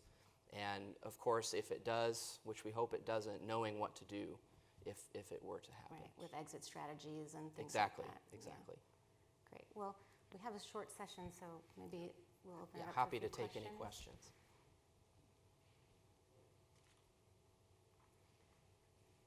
Yes, sir. So the governor signed the legislation less than a month ago, and under Arizona law, the law won't go into effect till the legislature adjourns. I think 90 days after the legislature adjourns, and we're still waiting for that to happen. So it probably won't be until later this year that we'll see applicants. Who do you expect would be an applicant? So we think the three areas will be those with ideas in the consumer lending space, in money transmission, and in robo-advising. Those are the three specific, I should say, not robo-advising is what we anticipate it, but investment advising is how it's termed in our state law. So those are the three main areas we're expecting. And if it's already an existing entity or already licensed or authorized in the state, can they still apply to test out a new product or an idea? It doesn't have to be a startup. That's correct. It's for everybody. It can be large company, small company, or the proverbial two guys in their mom's garage just figuring out an idea. The idea is that we want to be able to have all of those entities and persons be able to come in and present their ideas.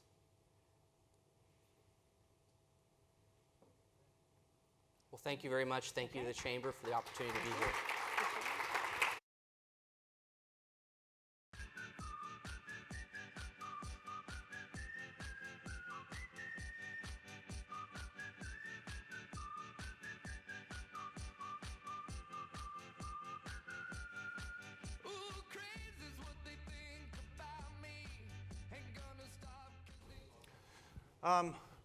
Hi everybody. I gotta get music to come on when I go in to teach torts at the University of Washington School of Law, right? I think that would really get my students very excited about this.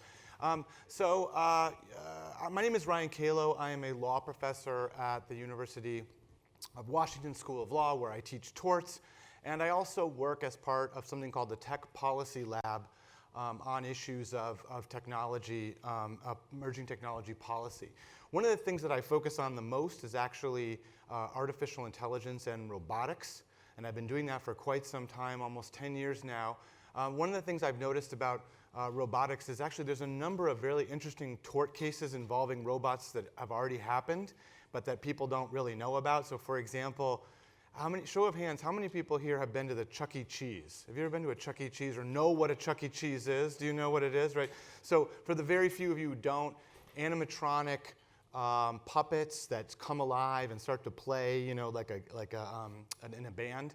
And so this was going on in Maryland, and an enterprising tax authority came along and said, actually, you're going to have to pay a performance tax on food because there's a performance involving these robots. And Chuck E. Cheese said, no way, this is not a performance. They lack spontaneity. Court had to decide that, right? So there's been some super interesting cases involving robots, but actually not involving much in the way of torts.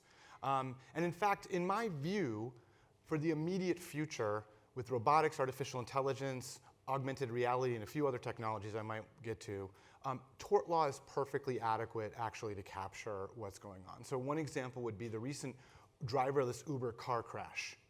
Not really actually all that difficult from the perspective of tort law, right? It's a product. The product did not behave as anticipated. It failed to do something it should have done, which is detect that woman on LiDAR and stopped. Uber's responsibility. Or maybe it was the idea that the person who was supposed to be monitoring, she did not do a great job monitoring, and that's why the accident happened. Still, Uber's responsible because of a doctrine called respondeat superior. Now, there might be some tricky edge cases where it's not really clear if it's the responsibility of the driver or of the manufacturer. There might be some border cases that are a little bit difficult, but by and large, I think largely tort law is going to be able to handle that set of questions. But there's another set of questions I think that tort law is not well positioned to handle. And I'll give you another example involving a driverless car. Say the driverless car of the future is actually so advanced that not only is it a drive itself, but it's a hybrid vehicle that can maximize fuel efficiency. And so it can experiment within bounds with different kinds of possibilities for fuel efficiency. It's a hybrid after all, gas and electric, and it's supposed to improve fuel efficiency overall. Well, this car figures out that when it starts the day with a full battery, it has a better day. And one night, the family that owns this car forgets to plug it into the garage. And the car says, oh, I know what I'll do. I'll just run the gas engine all night, and I'll start off in the morning with a full battery, thereby killing everybody in the house from carbon monoxide poisoning. And when you go to the manufacturer and you say, or you go to the family and you say, you know, your car killed somebody, right? Your car has killed someone. They're going to say what? They're going to say, we never anticipated that. We never saw that. Not only did we not see this coming, we didn't even see the entire category of asphyxiation as being possible. We understood that you could run into somebody, you know, you could hurt somebody like that. We understood that. You know, you could run into someone. But we never thought that the car would turn itself on at night and kill. Like these truly emergent properties are going to be very difficult for tort law to handle because of tort law's reliance on proximate causation, the idea that ultimately at least the category of harm is going to need to be foreseeable. Okay? Another difficult question I think for tort law, and I'll stick with driverless cars a little bit for a moment, but is the idea of what constitutes reasonableness. So for those who are not lawyers in the room, I think a lot of you are, but for those who are not, reasonableness refers to this, you know, it's a standard like it sounds, which is that you have to behave reasonably under the circumstances, and if you don't, and that as a result you cause harm, well, the law can hold you accountable in tort. But reasonableness, the measure of reasonableness right now is people. But you can imagine a universe in which cars are much better at driving than people, and they're much better at surgery than people, and they're much better at a lot of things than people, and we have to ask ourselves, at what level do we place the benchmark? Because the argument for placing the benchmark at cars, or surgeons in that case, is pretty strong. The idea being that, yeah, you can drive a car if you want to. If you're an old-timey person who likes to drive a car around, you're welcome to. But you have to drive as well as these machines, right? And that incentivizes you. But do we feel okay with that as a society? I mean, even today, you could get onto a plane and the plane could take off and it could land, and there, you know, you could be nobody flying that plane. And yet, we find it quite disconcerting to the idea of walking into a plane and looking to the left and having there just be nothing there, or like IBM Watson, like they're looking at you. And so we don't do it. You know, we don't do it. So that's a different one. A third example involves a different technology. And so if the first example is emergent behavior is going to be hard, if the second is the idea of picking who's the standard, who's the measure now that machines are better than us at so many things, that might be hard. But the third one is this blurring line between the physical and the digital. Okay? So at the Tech Policy Lab, one of the things that we study is augmented reality. Augmented reality, of course, being where you add information onto the world. So I see all of you, but I see little bubbles telling me that you're bored. Who is this guy? You know, I can't, you know, whatever it happens to be. But I see little information about you that pops up, and or I see things about the bay or about the wildlife that happens to be. It adds reality to the world. It could be in the form of like a tablet, so that it's adding something onto your phone. It can be glasses and the like.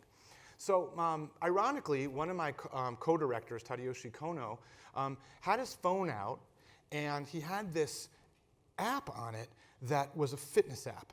And he's got it in his hand, he's kind of looking at how he did that day, and all of a sudden, from his perception, a huge spider ran across the top of his phone, and it freaked him out. By the way, for those of you who are not from Seattle, I think there's some really big spiders in Seattle. I have these big giant house spiders. Like those should be illegal. I don't know what they were doing. But anyway, point is, there's some big spiders. It scared Yoshi very much. Yoshi dropped his phone, and the phone broke. And he came to me and he said this crazy thing. Now, what had happened? What had happened was that this app that he downloaded had basically allowed a third-party advertiser to take over his phone, okay, and to display an ad. The ad wound up being for an exterminator. Okay, so an exterminator took over his ad, and it caused him to drop the phone. And he came to me and he said, Ryan, isn't this crazy? And I said, not only is it crazy, Yoshi, but that's a tort. That's a classic tort of intentional infliction of emotional distress, where the harm is that you would drop the phone, right? So imagine, I mean, I tell my students that, you know, you can't use words alone in order to intentionally inflict emotional distress or otherwise to harm them, except for in one narrow set of conditions, which I think will be more and more important. Imagine that you're walking down, you're hiking, and your friend who's, goofy, turns around and says, "Watch out, snake!" And there's no snake, but you jump, and then you fall down the hill, and you roll, and you hurt yourself very badly. That individual could be liable for assault by presenting you with this idea of imminent apprehension of physical harm that then actually is realized. You are actually harmed. And so in a world that is blended reality, right, that too is something that it's going to be difficult for the law to handle.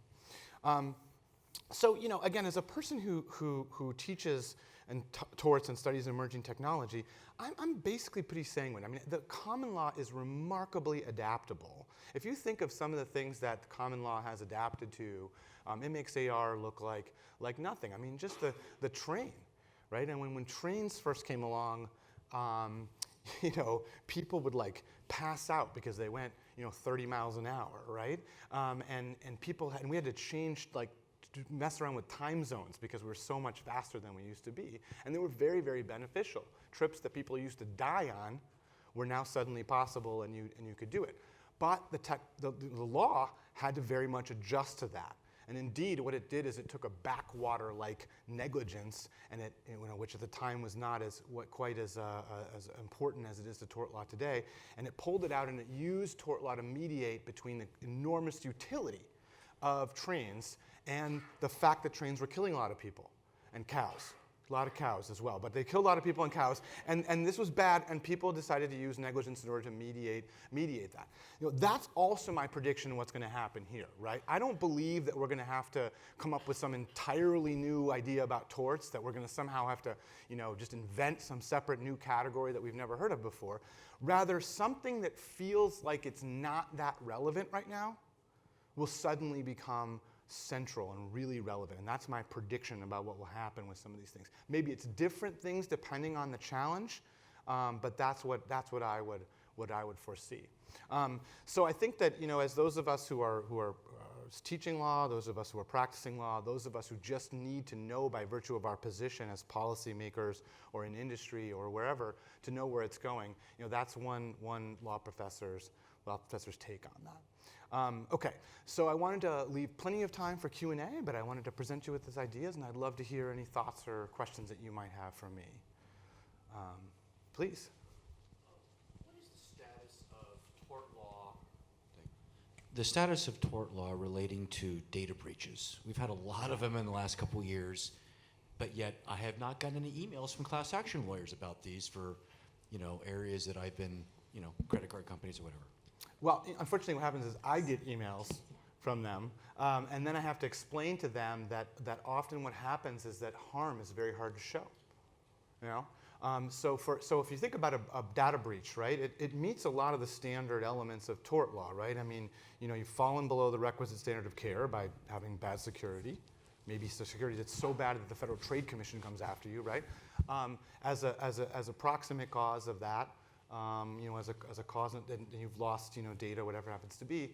But then also you have to show the harm. And so the two places where data breach doesn't end up congealing into a tort tend to be, number one, that the harm is expressed is not enough. So, the idea is that if you lose a bunch of money because someone steals your credit card, then the bank will pay you back. The other one too is that there's an intervening cause. Right? So there was the idea that you left the gates open, but then someone had to drive into those gates and actually do the bad thing, right? And so there's tort law around that. But the major one is harm. And I've written about this a lot, and I think it's going to matter a lot, which is the idea that with respect to privacy harms, American law, whether tort law or interpretation of statutes like the Privacy Act, it's really, really, really stingy with concepts of harm. You have to practically be hit in the pocketbook, in a way that's really obvious. So the people that prevail on data breach claims are often actually the card providers themselves, because they're the ones who end up taking the hit. But it's an excellent question, and the answer is harm. Any other questions about that? Yes, please, in the back.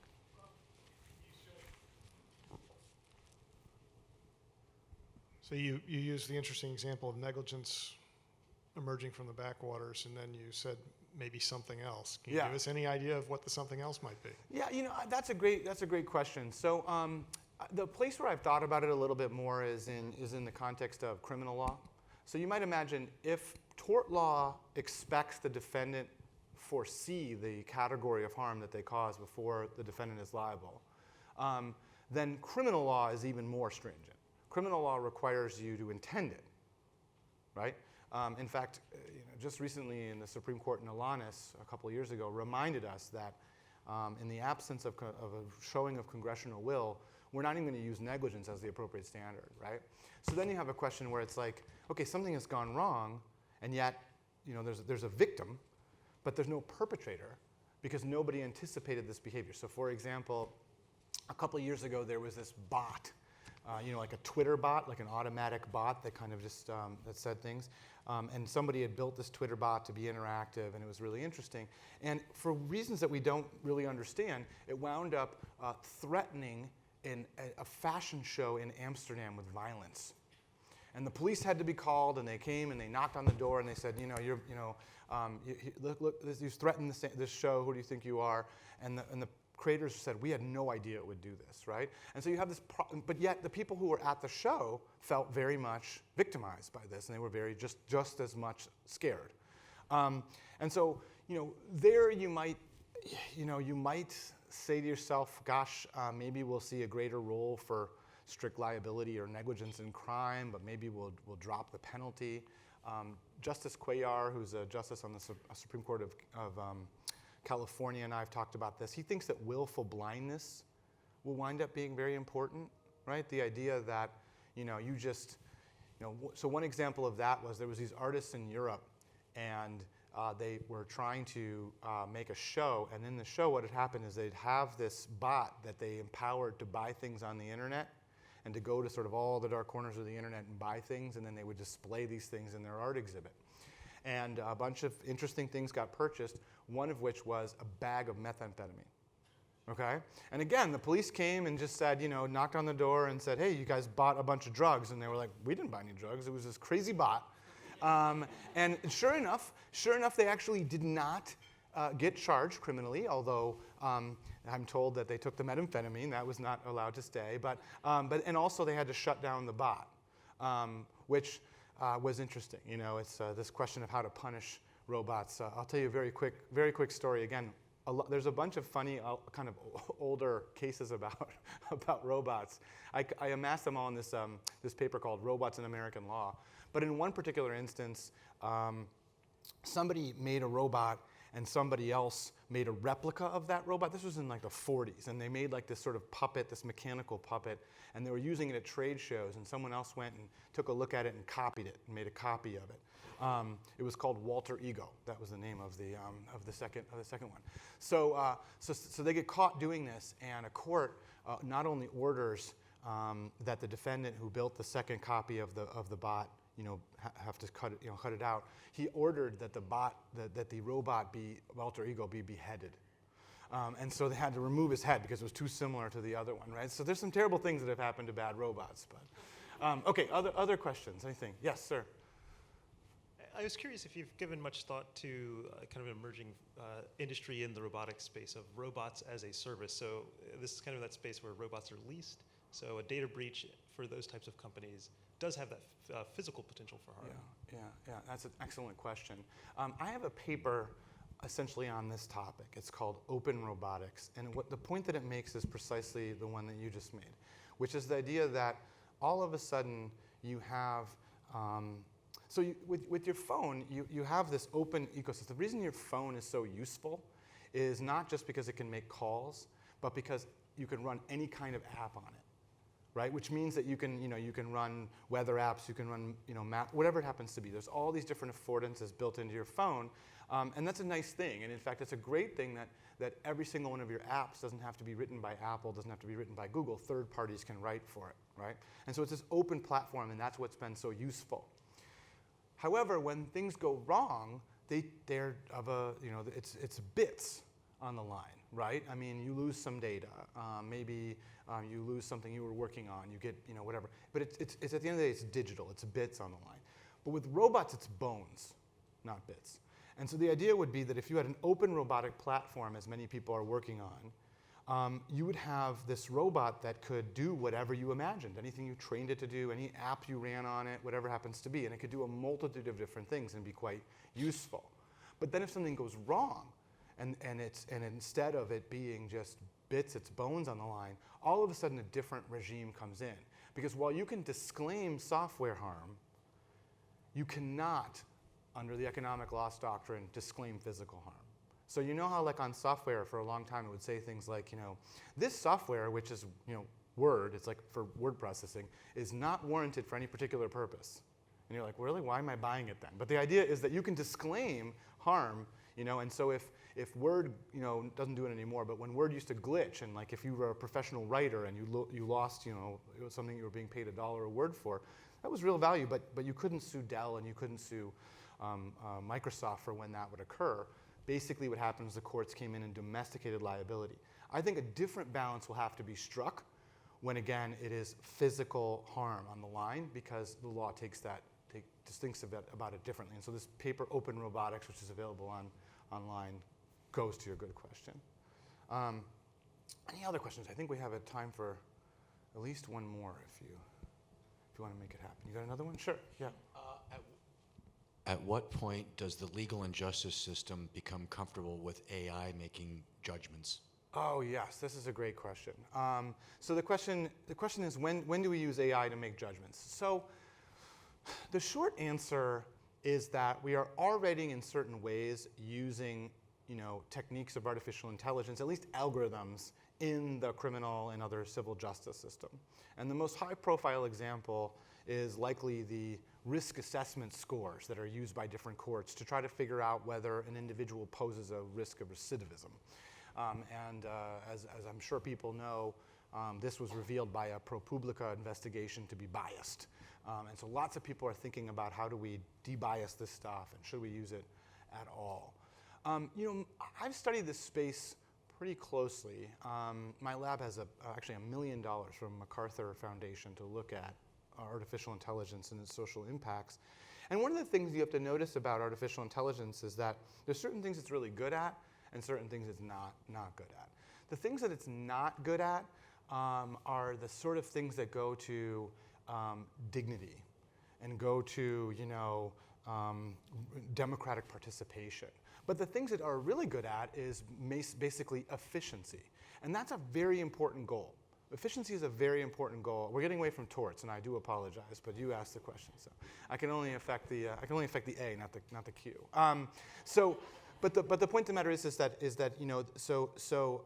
we're good at efficiency. We're not good at these other kinds of things. And so what we should be looking for is opportunities to use AI in a way that improve the efficiency of justice, and hopefully is less. So for example, docket management. We should look for opportunities to make things go more quickly overall, because that means more access to justice. Another example is, access to justice is a big problem, and there are lots of people who don't get their day in court or don't get it the way that they'd like. And there's another opportunity for AI, right? So for example, consider the fact that there are people that don't speak English, that can't get into court, they can't get a court date because there's not a translator available. Meanwhile, every one of us can have an app on our phone that can instantaneously translate hundreds of different languages. Now, it's not that it's not fraught. There have been serious mistakes on translation with machine learning, but we're pretty good at it, right? And it's a way to get people their day in court. So my reaction is that there are opportunities, there are low-hanging fruit, and for whatever reason, we seem to be deploying these things precisely in the ways that are the most sensitive and the most problematic. I don't know what that's quite about. Okay. I'm past time. I'm not even talking about tort anymore. But anyway, thank you very much. Appreciate your time.